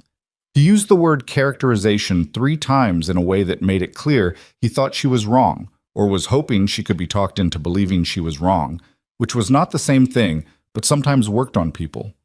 She let him push. She didn't move. "Mr. Brennan," she said, in the particular voice she'd developed for this kind of moment. Not cold, not combative, just very precise. "I understand that this characterization is different from what you engaged us for. But what we engaged for and what the situation actually is are not always the same thing, and my job, the job you're paying for, is to tell you what the situation actually is." She paused. "You have a structural problem dressed as a leadership problem. Treating it as a leadership problem will cost you 18 months and most of the goodwill you have with your mid-level staff. Treating it as the structural problem it is will cost you approximately 6 months and a harder conversation with your board." She let that sit for a moment. "I can help you with the harder conversation." Silence on the call. Then Garrett, who had been quiet for most of it, said, "Mr. Brennan, I've been working with Walker Consulting for 3 years, and I've seen this distinction matter significantly in outcomes. Ms. Sterling's read is consistent with what I've been observing and wasn't sure how to frame." Another silence. Then Brennan said with the specific heaviness of a man revising his position, "Send me the structural analysis in writing before Friday." "You'll have it Wednesday," Ava said. Call ended. She sat back in her chair and looked at the ceiling for a long moment. From across the workspace, Garrett said, without looking up from his computer, "Good call." She looked at him. "The Brennan thing," he said. "You handled it well." He still wasn't looking at her. "For what it's worth." She understood that this was costing him something, and she received it accordingly. "Thank you, Garrett." He nodded. They both went back to work. Later, she would think about that small exchange as one of the specific moments of the year that mattered. Not the dramatic ones, but the ordinary acts of professional decency conducted between people who had navigated friction and arrived somewhere workable. Those moments were, in her experience, harder to achieve than they looked. May brought a rhythm that she hadn't had in so long that she'd forgotten it was possible. She woke at 6:15, made coffee, got Lily through the morning, which involved negotiation over breakfast, the daily assessment of what was clean and appropriate to wear, the losing battle against Lily's opinion about her own hair, drove her to school, and arrived at the office by 8:15 with the specific settled quality of a person whose life had a shape. She had a life with a shape. She was aware of it the way you were aware of recovered hearing, not constantly, but in moments when the ordinary sound of things struck her as remarkable. She and Renata had moved from alternate Saturdays to most Saturdays, and had also added a standing Thursday evening arrangement where Ava brought wine and Renata made food, and they sat in Renata's kitchen and talked about their weeks with the candor that developed between people who had decided to actually know each other. It was the first real friendship Ava had built since losing everything, and she was careful with it in the way she was careful with everything, but she was also in it, fully, which was different from the careful from a distance that had been her default mode for so long. At work, the Meridian structural analysis was delivered Wednesday as promised, received with more receptivity than the call had suggested was likely, and moved into an active engagement that tripled the original project scope. Dana presented the revenue number at the next all-hands meeting with characteristic understatement. Garrett acknowledged Ava's contribution publicly and without evident pain, which Ava recognized as a significant evolution from October. She was building something again, slowly, incrementally, in a way she had more control over than before. Not the same thing she'd lost. She'd let go of that version, finally, in the apartment one evening in late April with Lily asleep and the window open, just let it go the way you eventually put down something you'd been carrying so long you'd stopped being able to feel how heavy it was. That thing was gone. She wasn't rebuilding it. She was building something else, something that had her name on it in a different way, and that difference felt increasingly like enough. The question of Ethan existed separately from all of this, and alongside all of it simultaneously, which was the particular inconvenience of real feelings as opposed to convenient ones. She'd been honest with herself about it since the afternoon in her apartment, but honesty with herself and willingness to act were different categories, and she was still in the first one. She watched the line between them carefully. She didn't step over it. Neither did he. But the line had become a different kind of thing than it had been when she started. It was Claire who broke the equilibrium, which Ava later thought was probably inevitable. She ran into her at the farmer's market on the first Saturday in May. Lily was at a birthday party, which left Ava with 2 free hours and the rare and slightly disorienting luxury of an errand conducted alone. Claire was at the vegetable stand with Owen, who was conducting an unsolicited and detailed assessment of every variety of tomato available to a woman behind the table, who appeared to be tolerating it with considerable grace. "Owen," Claire said, "she doesn't need to know that you prefer the ones that are more round." "But I do prefer them," Owen said. "The lady knows what she's selling. Let's move on." Owen selected his tomatoes, specifically round ones, and they moved on, which brought Claire directly into Ava's path. "Ava," Claire looked genuinely pleased. "Owen, go look at the strawberries. Stay where I can see you." Owen went. "He does that at every single stand," Claire said. "Everyone. He has opinions about everything. I don't know where he gets it." "He gets it from his father," Ava said. Claire laughed. "Yes, absolutely, yes. And Ethan somehow doesn't see it." She fell into step beside Ava in the particular way of 2 people who were going the same direction and had decided to do so together. "How's Lily? I heard about the concussion." "She's recovered. She's at a party right now, which I think is the definitive proof of full recovery." "Thank God for parties." Claire looked at her peripherally. "Ethan drove to your apartment," she said. "I know. I was there." "He doesn't do that. I want you to understand that. He helps people. He's always been like that. Since we were kids, he was the one who noticed things and did something about them. But he doesn't drive to people's apartments." She paused. "He called me that evening. He does that sometimes when something is on his mind." Ava looked at a display of cut flowers without seeing them. He didn't tell me everything, Claire continued. He's not that kind of person, but I know my brother, and I know the specific quality of his voice when something matters to him, and she stopped. I'm not trying to push anything. I genuinely am not. I just thought you should know, from someone who has known him for 32 years, that what you've probably been trying to decide is actually straightforward. Ava was quiet for a moment. It's not straightforward, she said. He's my employer. He's a person first, Claire said. The employer thing is circumstantial. It's not circumstantial, it's structural. I know you've had reasons to take structural things seriously, Claire said. The words were careful and not unkind. I'm not dismissing that, but Ethan is specifically not. She seemed to choose the next word deliberately. He is specifically not someone who uses what he has over someone who has less. That is the exact opposite of what he is. She looked at Ava. I think you know that. I think you've known it for a while, and the knowing is what's making it complicated. Ava looked at the flowers. He won't say anything to you, Claire said. He's made a rule for himself about it, and he'll keep the rule indefinitely because he thinks it's the right thing to do. Which it is, probably. But it means, she paused, it means if something is going to shift, it probably has to come from you. Ava looked at her. You're telling me this on behalf of... I'm telling you this on behalf of myself, Claire said firmly. He would actually kill me if he knew we were having this conversation. I mean that almost literally. She looked at Owen, who had moved on from strawberries to a display of herbs and was conducting a similar assessment. I'm telling you because you seem like someone who has been waiting for permission to trust something for a long time, and sometimes people need to hear from the outside that the thing is actually trustworthy. She met Ava's eyes. For what it's worth. From someone who has no stake in the outcome. Ava looked at her for a moment. He would actually kill you, she said. Probably, Claire agreed. Don't tell him. Owen reappeared with a handful of basil he'd been given by a vendor and an expression of deep satisfaction. Aunt Claire, this smells like pizza. It does, Claire said. Put it in the bag. They went their separate ways at the corner, and Ava walked to her car alone through the Saturday morning market, with the noise of it all around her and the sun doing what it was finally, fully doing in May. And she thought about what Claire had said. Waiting for permission to trust something. She'd been waiting. She'd been waiting, and she'd been calling it prudence.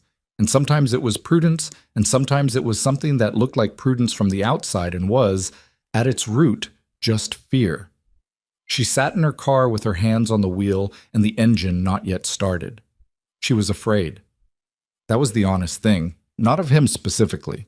She'd been watching him specifically for months, and he had not given her a concrete reason to be afraid of him. She was afraid of the thing itself, of the exposure, of being in a position, again, where another person had access to the interior of her and could use it. Marcus Hale had used it.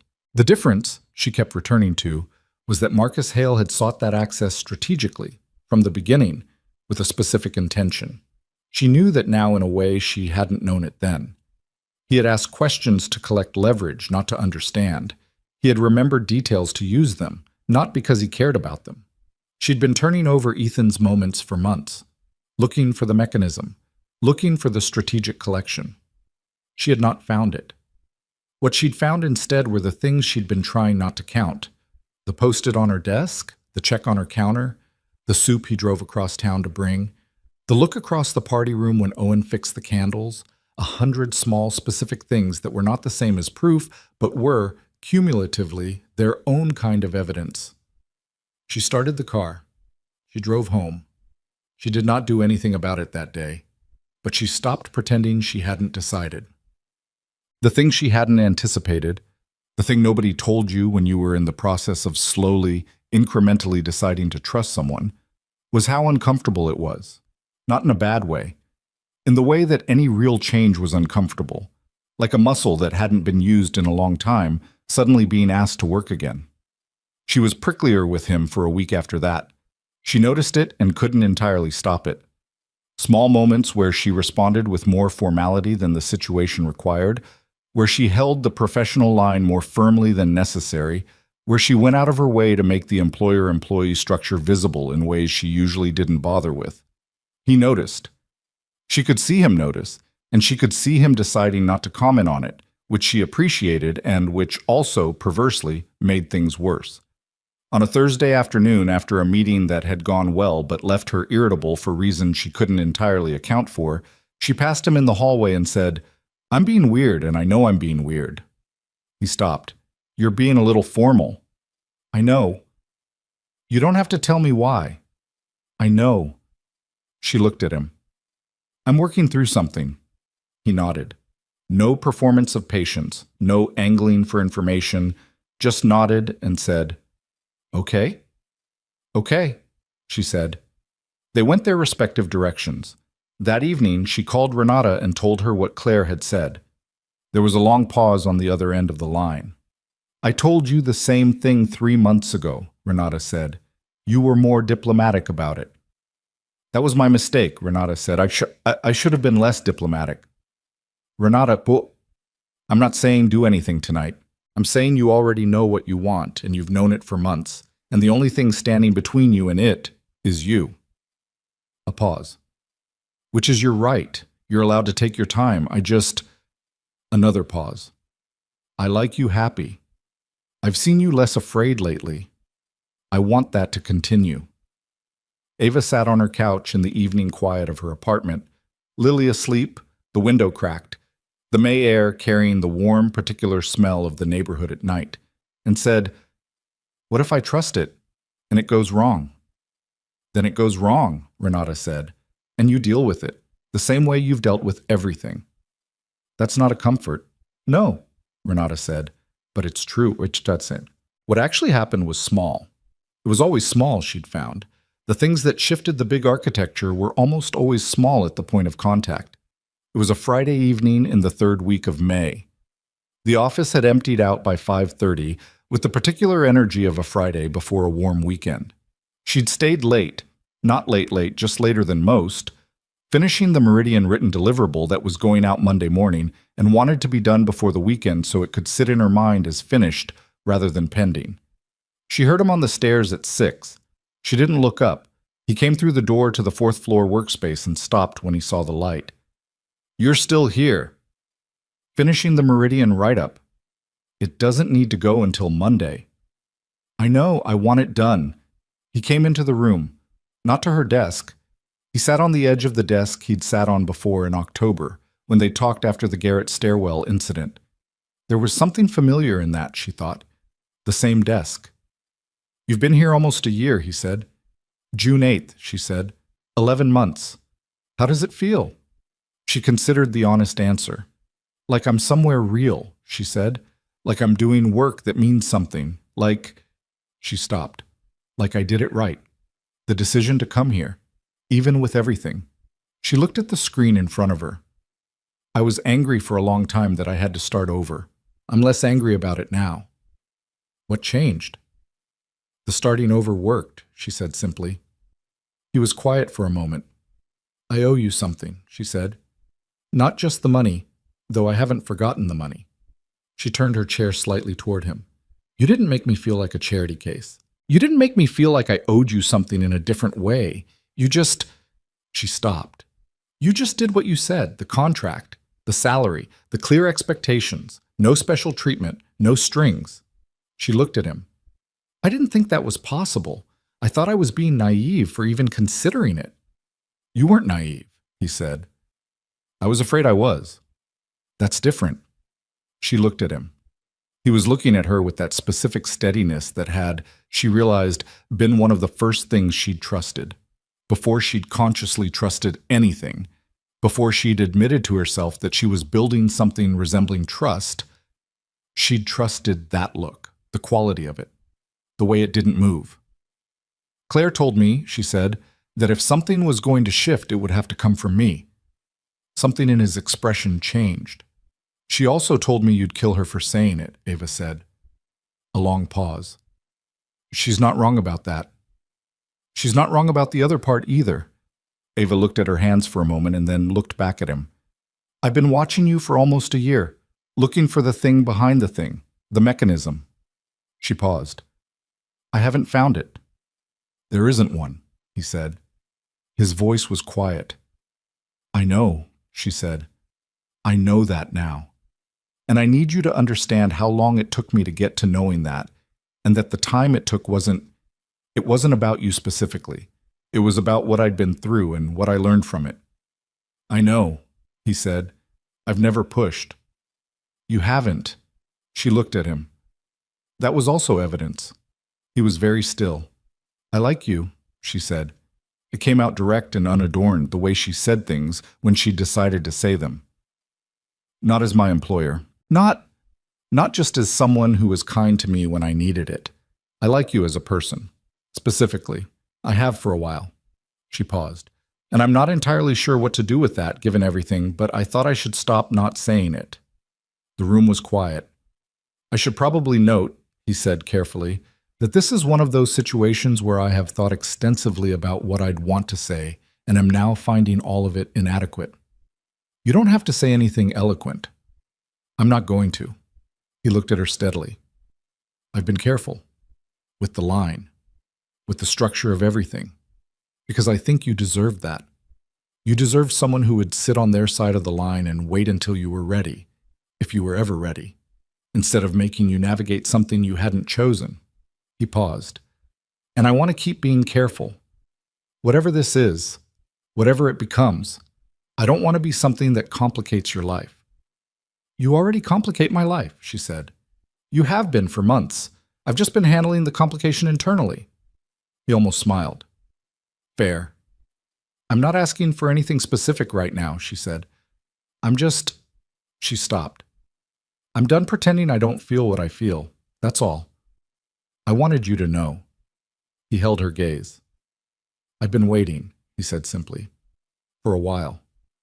She looked at him. I know, she said.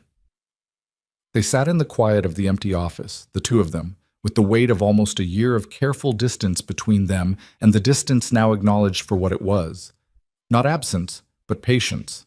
Not emptiness, but space deliberately held. Outside, Millbrook was doing its Friday evening thing, people moving through the streets, restaurants filling, the ordinary sound of a city transitioning from work to something else.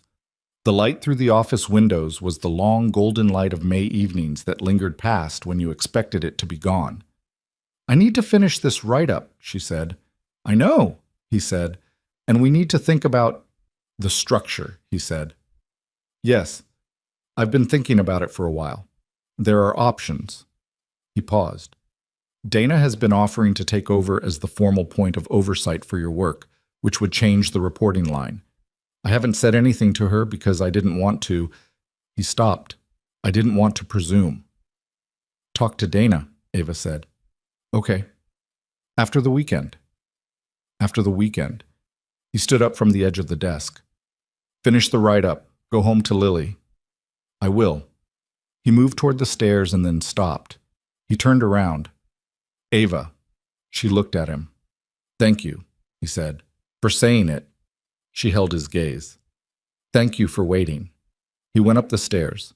She heard his footsteps on the landing and then the upper floor, and she turned back to her screen and the Meridian write-up, and her hands were not entirely steady on the keyboard for the first 20 minutes, which she allowed because it was Friday and the office was empty and nobody was watching, and she figured she was entitled to a little unsteady.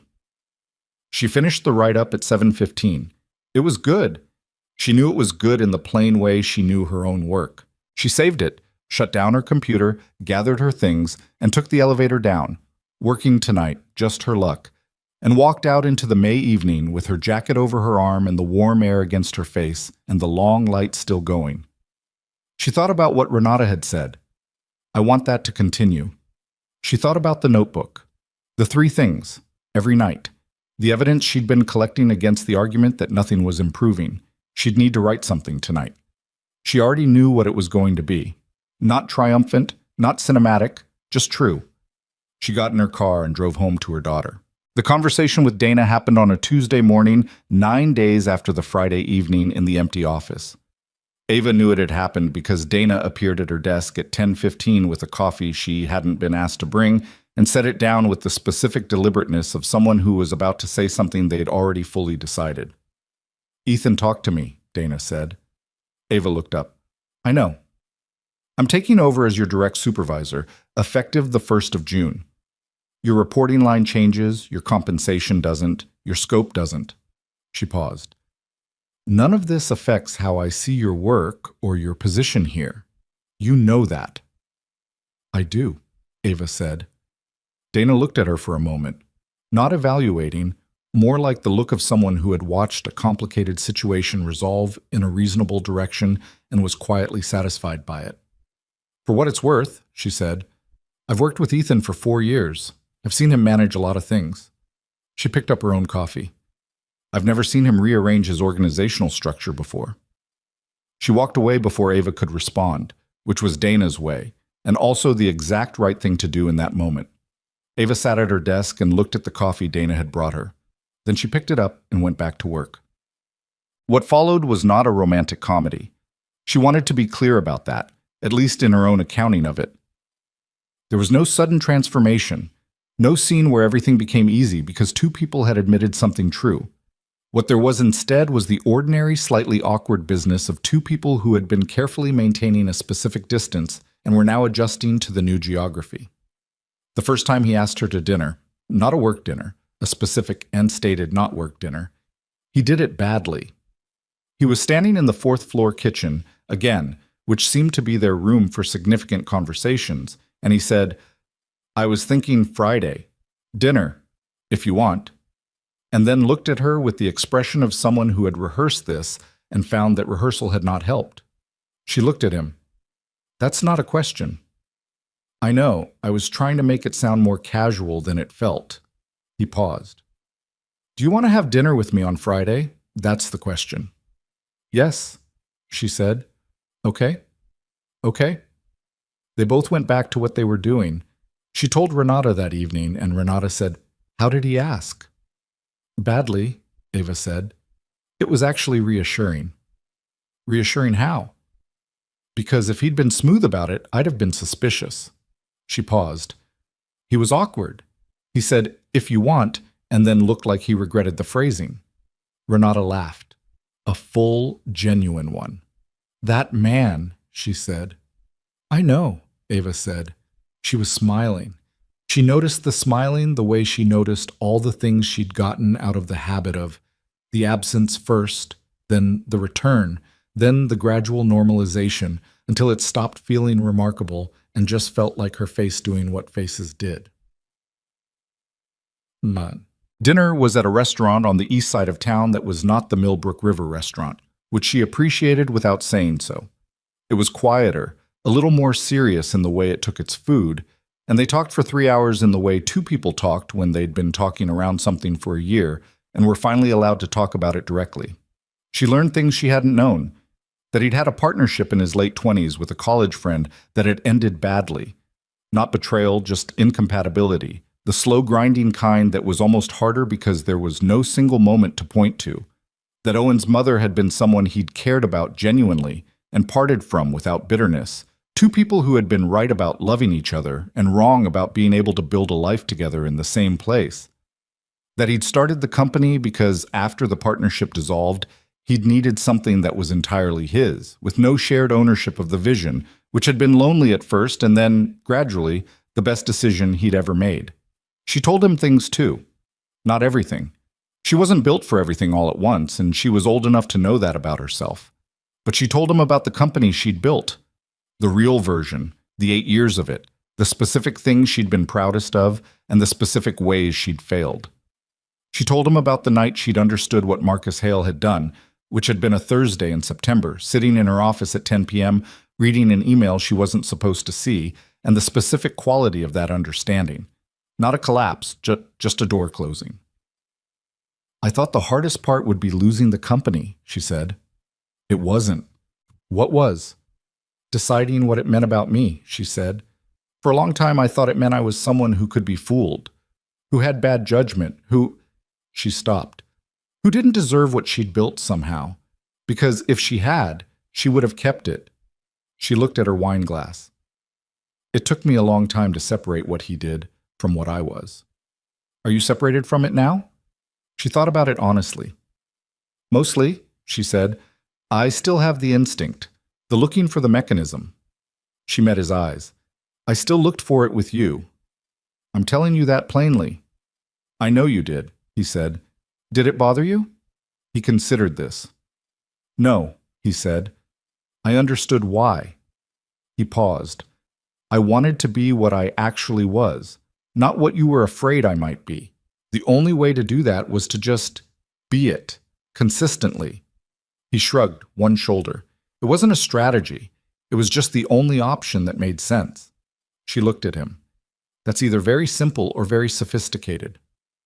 Mostly, it's just what I know how to do, he said. I'm not complicated in the ways people expect. What ways are you complicated? He thought about it.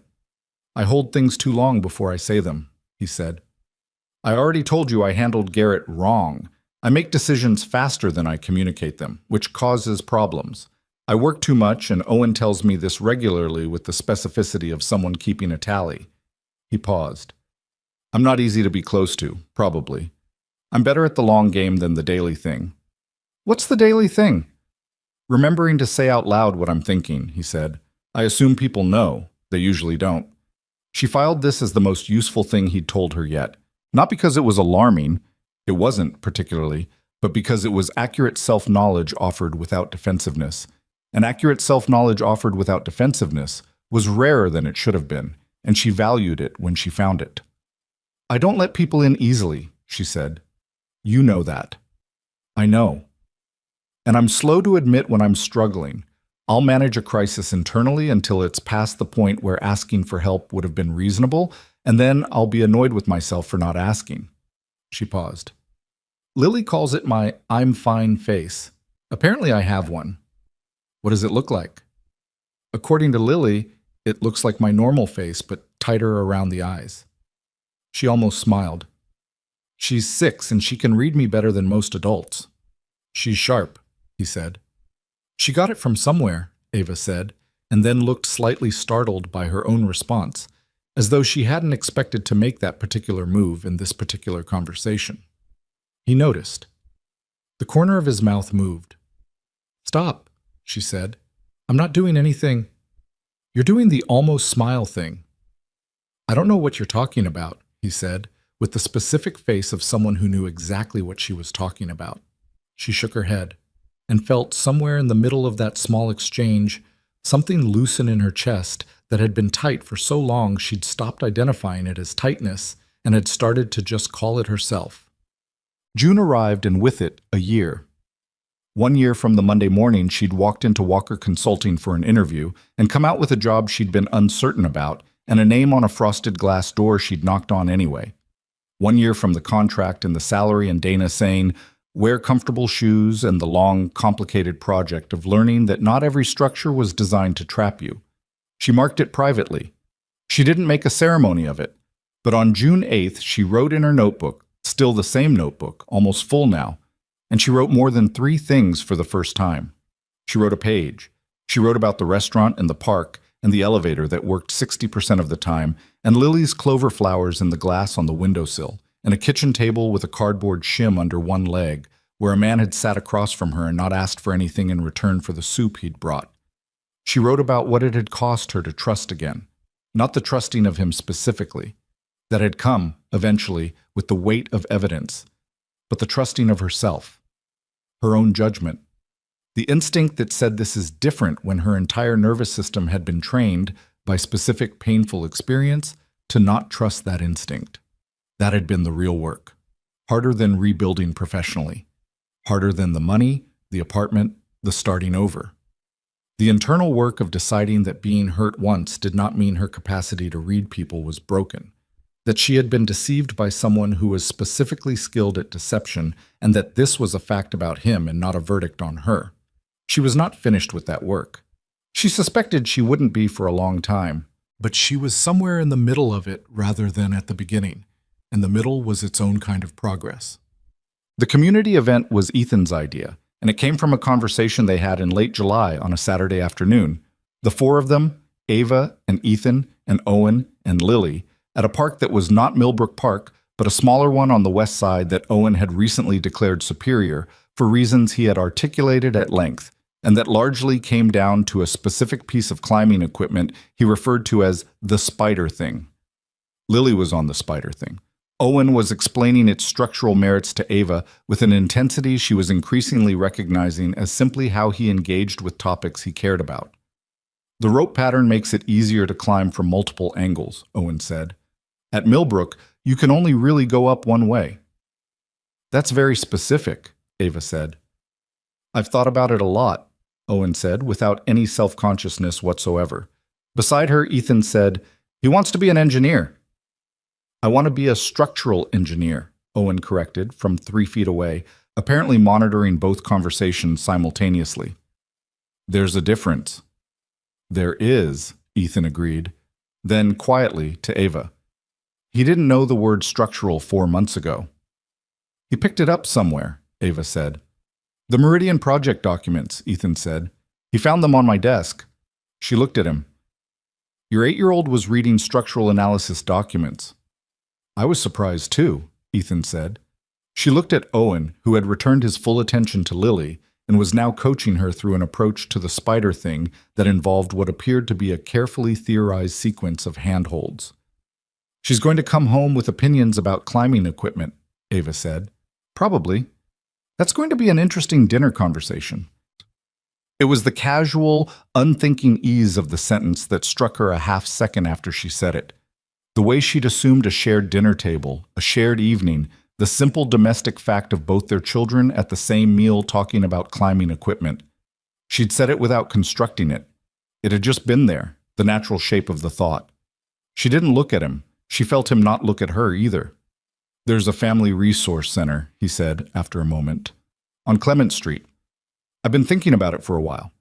They run programs for people in transition, housing, employment, kids' services. They do good work, but they run on a skeleton staff. He paused. I've been trying to figure out how to do something useful rather than just writing a check. She looked at him now. What kind of something? Consulting, essentially. Pro bono engagement. Help them with the operational structure, the intake process, the way they communicate with families. He paused. The kind of thing that makes the difference between a resource that families can actually access and one that exists theoretically. He looked at the spider thing where Lily and Owen were now both climbing, Lily following the sequence Owen had outlined with careful seriousness. I thought... He stopped. I thought you might have thoughts about it, given your background, given what you know that I don't. She looked at him. What do I know that you don't? What it's like to be on that side of it, he said. Quiet, not careful, just honest.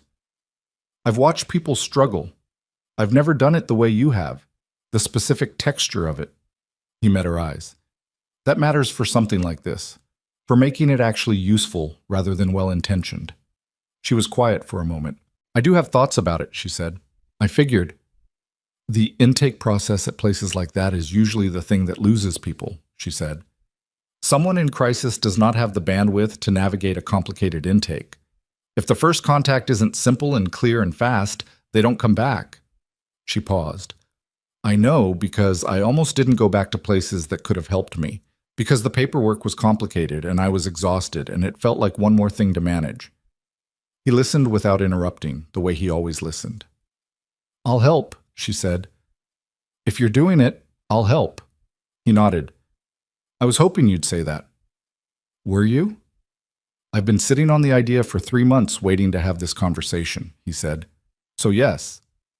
Across the playground, Lily had reached the top of the spider thing and was looking out from the top with an expression of pure satisfaction, one hand raised against the sun. Owen was already on his way back down, declaring something about the optimal descent route that Lily was probably not listening to. Ava watched her daughter up there. The height of her, the confidence, the small body that had spent a significant part of the past year being uncertain and was now, incrementally, becoming sure. She was doing that.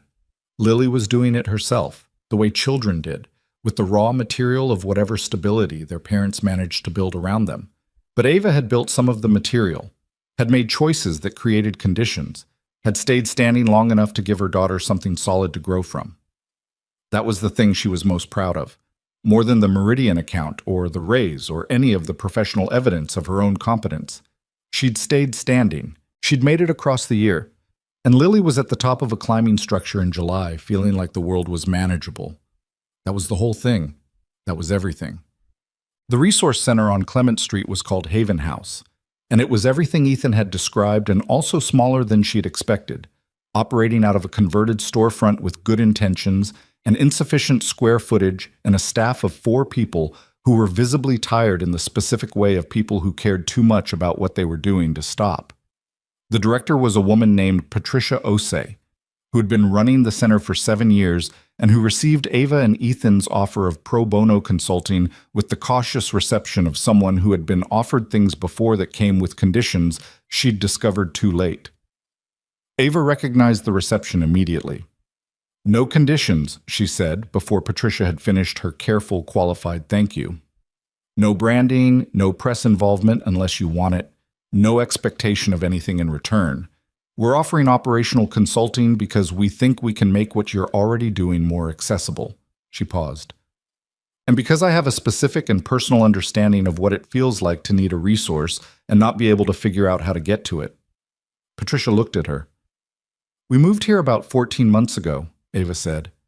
"My daughter and I. We were in a difficult period." She kept her voice level. "I found out about Haven House 3 weeks after we arrived. I started the intake form twice and didn't finish it either time because I was running on empty and it was too much." She paused. "I didn't need more services. I found other footing. But the people who need what you're offering most are going to be the ones with the least capacity to navigate complexity. That's where we can help." Patricia was quiet for a long moment. Then she said, "You filled out our intake form." "Twice," Ava said, and stopped both times at page 3. Patricia looked at the folder on her desk that presumably contained the intake form in question. Then she looked at Ava. "Page 3 is where we ask about prior housing situations," she said, with the voice of someone who had suspected this for a while and was now having it confirmed. "We added it because our grant requires the data. I've never been happy with it." "Page 3 is where you lose people," Ava said. "We can fix that." They worked with Haven House for 3 months. It was not glamorous work. It was spreadsheets and process maps and a lot of conversations with Patricia and her staff about what they actually needed versus what their current systems were doing, which were frequently different things. Ethan handled the structural analysis and the resource planning. Ava rebuilt the intake process from the ground up, simpler, faster, conducted over the phone if the person preferred, with a specific protocol for people who were mid-crisis and needed a different kind of entry point entirely. She also, in her second week at the center, sat with a woman in the small waiting area whose situation she recognized with the specific precision of her own memory. Single mother. Trying to hold everything together with the focused desperation of someone who had made holding things together into a discipline. Looking at the intake form with the expression of a person who was calculating whether she had the bandwidth for one more complicated thing. Ava sat next to her. "I can help you with that," she said. "It's a lot of pages." "I know." The woman looked at her, assessing, looking for the mechanism. "No strings," Ava said. "I work here as a volunteer. I just know the form." She paused. "I filled it out myself, about 1.5 years ago." The woman looked at her for a moment longer. Then she handed over the form. They went through it together. It took 25 minutes. The woman's name was Diane, and she had a 7-year-old named Marcus, not a name Ava could hear without a small involuntary response that she'd gotten very good at not showing. And she'd been in Millbrook for 6 weeks and needed housing assistance and childcare resources and several other specific things that Haven House could actually provide. When they finished, Diane looked at her and said, "You really did fill this out yourself." "Twice," Ava said, "and couldn't finish it both times." "What was different the third time?" Ava thought about it. "I wasn't alone," she said. The year turned. Summer became fall, and fall became the particular early darkness of November, and Lily turned 7 in October with a birthday party at the park that involved Sophie and Owen and 6 other children, and a cake that Ava had made herself with uneven layers that Lily declared the best cake she'd ever had, which was either a reflection of Lily's generous spirit or a reflection of the fact that Ava had put an entire bag of chocolate chips in it. Probably both. Owen had a falling out with a friend at school in October that hit him hard in the specific way that social ruptures hit children who cared intensely about their relationships. Ethan handled it with a patience that Ava observed from close enough to see the full picture, including the evening he came to her apartment frustrated because he hadn't found the right words, and Owen had gone to bed upset and he felt like he'd missed something. "You didn't miss anything," she said. "You were there. Sometimes that's the whole thing." He needed more than just there. He needed to know that being there was a commitment, she said, not a conditional, that you'd still be there tomorrow when it still hurt. She paused. Kids who've had instability read presence differently. They need it to be repeated before they stop waiting for it to end. He looked at her. "You're talking about Lily." "I'm talking about both of them," she said. "Owen's lost people too. His mom moved. That's a kind of loss even when it's the right call." She looked at her hands. "They're both watching to see if the people they love stay." He was quiet for a moment. "Do you think he stayed last night?" she asked, "even if the words weren't perfect?" "He was asleep before I left the room," Ethan said. "Then he stayed." He sat with that. She thought not for the first time that this was something she hadn't anticipated about this particular configuration of her life.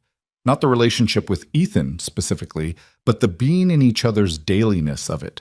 The unglamorous thing. The evenings where one of them was tired and the other one had to hold more weight. The moments where they got it wrong with their kids and needed someone to tell them they hadn't lost something permanent. The specific mess of building something with another person that was real rather than managed. She'd been good at managed. She'd been excellent at the version of a life that was controlled and monitored and self-sufficient. She was less polished at this, at the mutual dependency, the letting someone see the daily underbelly, the being known in the specific way that came from proximity and time. It was harder. It was also, she was learning, the thing that made the rest of it mean something. The proposal was not what she expected, which was probably the point. It was a Sunday morning in December, early, before either child was awake, which meant it was also before coffee was fully finished, which meant Ava was in the kitchen in an oversized sweatshirt with her hair not yet decided and her attention approximately 70% engaged. Ethan had stayed over. This had become, gradually and without formal declaration, a periodic arrangement on weekend nights when they were both at one apartment or the other, and the evening had gone long and easy, and neither of them saw a particular reason to disrupt it. Owen and Lily had adapted to this with the pragmatic flexibility of children who had, between them, navigated enough adult complexity that a new configuration was simply new to be cataloged and adjusted to. She was making coffee. He was at the kitchen table, her kitchen table, the one with the cardboard shim that she'd finally adjusted properly in September, with both hands around a mug and looking at her with the expression she'd learned to read as him working up to saying something he'd been thinking about. "You have the face," she said without turning around. "I'm not making a face." "You're making the face where you've been thinking about something and are trying to decide how to say it." She poured her coffee. "Just say it. You're always better when you skip the architecture." A pause. "Marry me," he said. She turned around.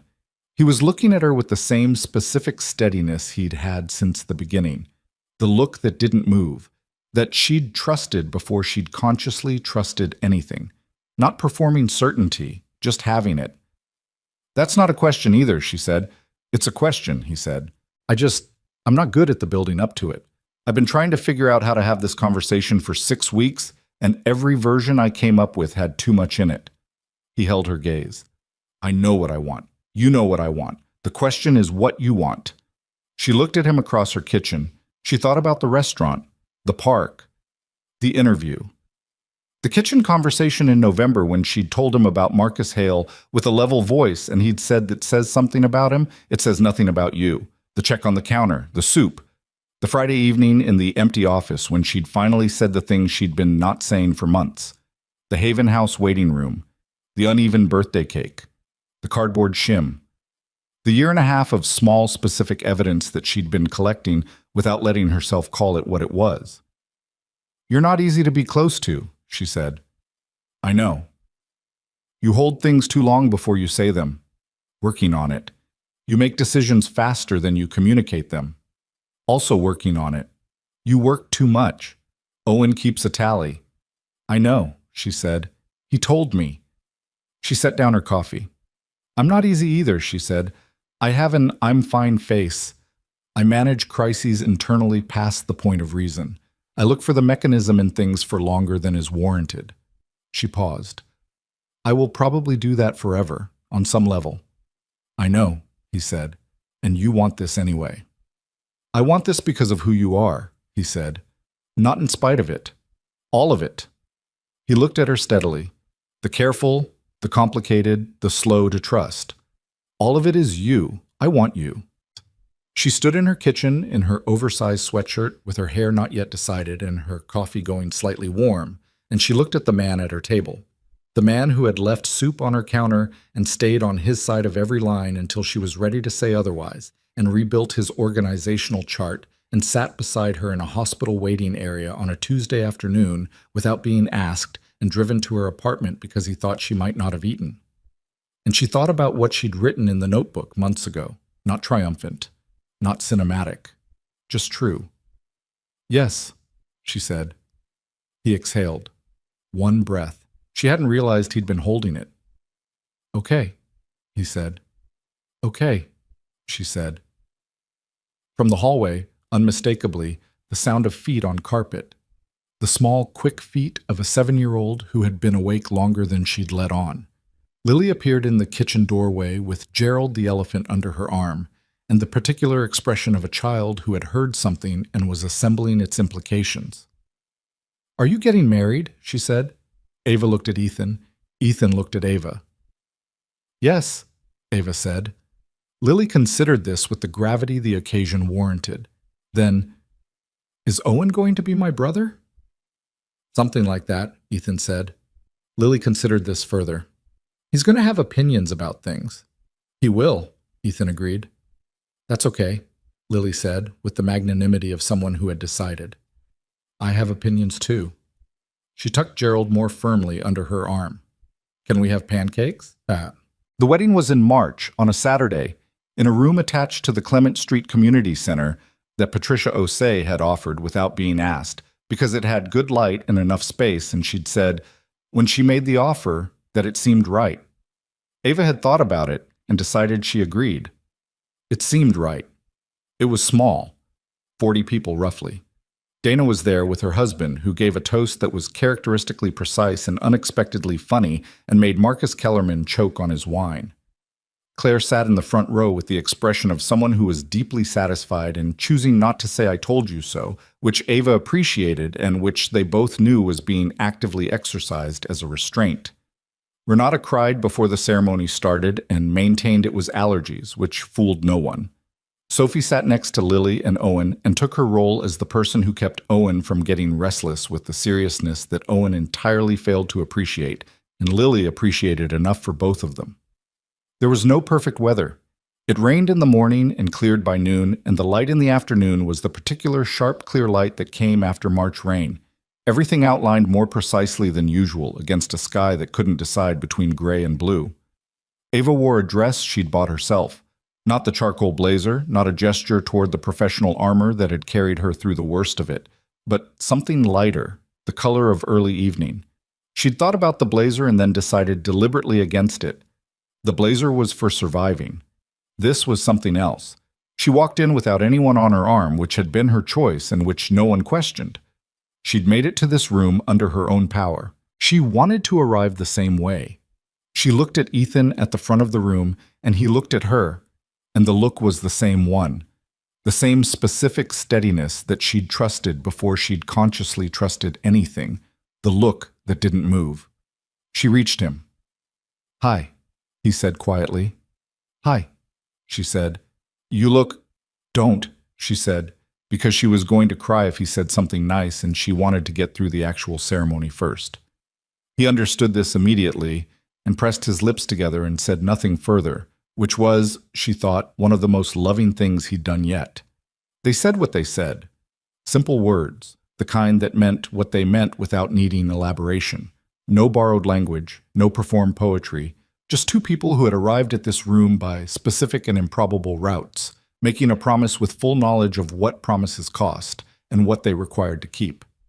She meant every word. She knew he did too.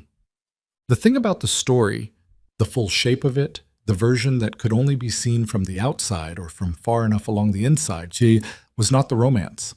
The romance was real, but it was not the point. The point was the woman at the restaurant table calculating the cost of a glass of water. The point was the decision she'd made in that moment, and in every subsequent moment, to keep standing, to not let what had been done to her become the permanent instruction manual for how the world worked, because that was the real loss that a betrayal like the one she'd experienced was trying to inflict. Not the company, not the money, not the professional reputation. Those things could be rebuilt, were being rebuilt, had been rebuilt. The real target was the thing underneath, the capacity to trust, to extend yourself toward other people, to believe that a door someone opened might actually be a door and not a mechanism. She'd protected that capacity by being careful with it for a long time. There was nothing wrong with that. Careful was appropriate. Careful was survival. But careful was meant to be temporary, a posture you adopted while things were dangerous and slowly set down as things became less so. The man in the restaurant had not saved her. She needed to be clear about that in her own accounting, because the version of the story where he arrived and rescued her was a version that erased the 14 months she'd spent holding everything together on her own. He had done something different. He had been consistent. He had sat on his side of every line. He had offered things without conditions and then not collected on the offer. He had been trustworthy, which was harder than being generous. Anyone could be generous. Being trustworthy over time, under pressure, when it cost you something, that was the actual thing. That was what had made the difference. And she had been the one to decide what to do with it. That was hers. The decision to knock on the frosted glass door. The decision to sign the contract. The decision, in a kitchen on a Friday morning after a year of watching, to say, "I like you." Specifically, as a person. The decision to let something be real. She'd made those decisions. Nobody had made them for her. That was the thing she wanted Lily to understand. When Lily was old enough, not that help was coming, not that someone would appear and make things right, but that the capacity to recognize something real when it came and to choose it with open eyes, knowing the risk, knowing the cost, knowing that trust was not a guarantee but a decision made in the absence of guarantees. That was the actual work, the hardest work, the work that nobody saw from the outside. You built what you built. You lost some of it. You rebuilt differently, with different materials, knowing things you hadn't known before, and the new thing had a different shape, and you made your peace with that shape because it was yours, and it was real, and it was standing. On a Tuesday morning in June, 1 year after the Tuesday, they'd stood in front of their friends and said what they meant. Ava drove to Haven House on Clement Street alone. She went on the first Tuesday of every month. She'd been going since the previous summer. Patricia had started scheduling her into the week formally, which Ava had accepted with the understanding that it was for the clients and not about her, which Patricia knew and which neither of them needed to say. She sat with 3 women that morning. Different situations, different specifics, same exhausted carefulness around the eyes that she'd seen in her own mirror and recognized immediately in anyone else who'd been living on the edge of enough for too long. With the first woman, she went over the intake form. Simple version now. 2 pages, phone option, no page 3 in the first contact. They'd restructured the whole thing over the fall, and the completion rate had gone from 40% to 83%, which Patricia had announced at a staff meeting with a level of satisfaction that Ava found more validating than any professional review she'd ever received. With the second woman, she talked about something that wasn't on any form. The specific texture of the thing that happened when the crisis was over and the immediate emergency had passed, and you were left with the work of putting yourself back together when you were very, very tired. "It doesn't happen fast," she said. "I want to be honest about that. There are months where you feel like you're not moving at all." "How long?" the woman asked. Her name was Sandra, and she'd been in Millbrook for 3 months and had just started a job at a dental office that she was scared she was going to lose because she was so tired all the time. Ava thought about it honestly. "For me, about a year before I felt like the ground was mostly solid." She paused. And then longer after that before I stopped waiting for it to give way. Does it stop? Mostly, Ava said. You still have the instinct sometimes. You still check, but it stops being the first thing. Sandra looked at her hands. I don't want to still be afraid a year from now. I know, Ava said. That's not quite how it works. But here's what I know for sure. She waited until Sandra looked at her. You're still here. You came through the door. You're doing the thing even though it's hard and you're exhausted and you're scared. She paused. That's not nothing. That's actually most of it. Sandra was quiet. The year's going to pass anyway, Ava said. It passed for me. You might as well be in motion while it does. She drove home in the Tuesday afternoon light. Lily would be at school for another 2 hours, and Ethan was in a client meeting that ran until 4, and Owen had soccer practice on Tuesdays and would be delivered home by another parent at 5:15, and the apartment would be quiet until then. Her apartment. Theirs now, technically. The lease was in both their names since February because the apartment had become the apartment where everyone ended up, and it made more sense to formalize it. Gerald the elephant was on the couch. Lily had declared him a permanent fixture of the living room rather than a bedroom item, a reclassification that Ava had accepted without comment. She made coffee and stood by the kitchen window, the narrow one over the sink where Lily's clover flowers had sat in a glass for 2 days the previous spring, and looked out at the Dunmore Avenue street she'd driven 100 times, and knew by its specific potholes and its particular quality of light in the afternoon and its small daily population of people going about the ordinary business of their lives. She'd chosen this street. She'd chosen this window, this apartment, this city. She'd made a series of decisions in the worst period of her life that had led, by routes she could not have predicted from inside the worst of it, to standing here. She was not the same person who had sat in a restaurant with $22 in her wallet, calculating whether she could afford to let her daughter order orange juice. She was not unrelated to her either. She was what that woman had become, after everything. After the fighting and the failing and the rebuilding and the slow, patient work of deciding to trust in the absence of guarantees, she carried that woman with her, the exhaustion of her, the stubbornness of her, the refusal to be reduced to the things that had been done to her. That refusal was the inheritance. That was what she had to give Lily, not the rescue, not the story where someone arrived and made it better, but the fact of her own survival, the daily evidence of it, the specific and repeated proof that you could lose something and rebuild, and that the rebuilding was not a lesser version of the original, but a different one, with different knowledge in it, and that knowledge was worth what it had cost. She put her coffee down. She picked up her phone and sent Ethan a message. Home. Good day. 3 dots appeared, then, good, Owen's team won. He'll tell you about it for approximately 45 minutes. She looked at her phone, then typed, I'll make dinner. Tell him to bring his opinions about it. He has many opinions already. Perfect, she wrote.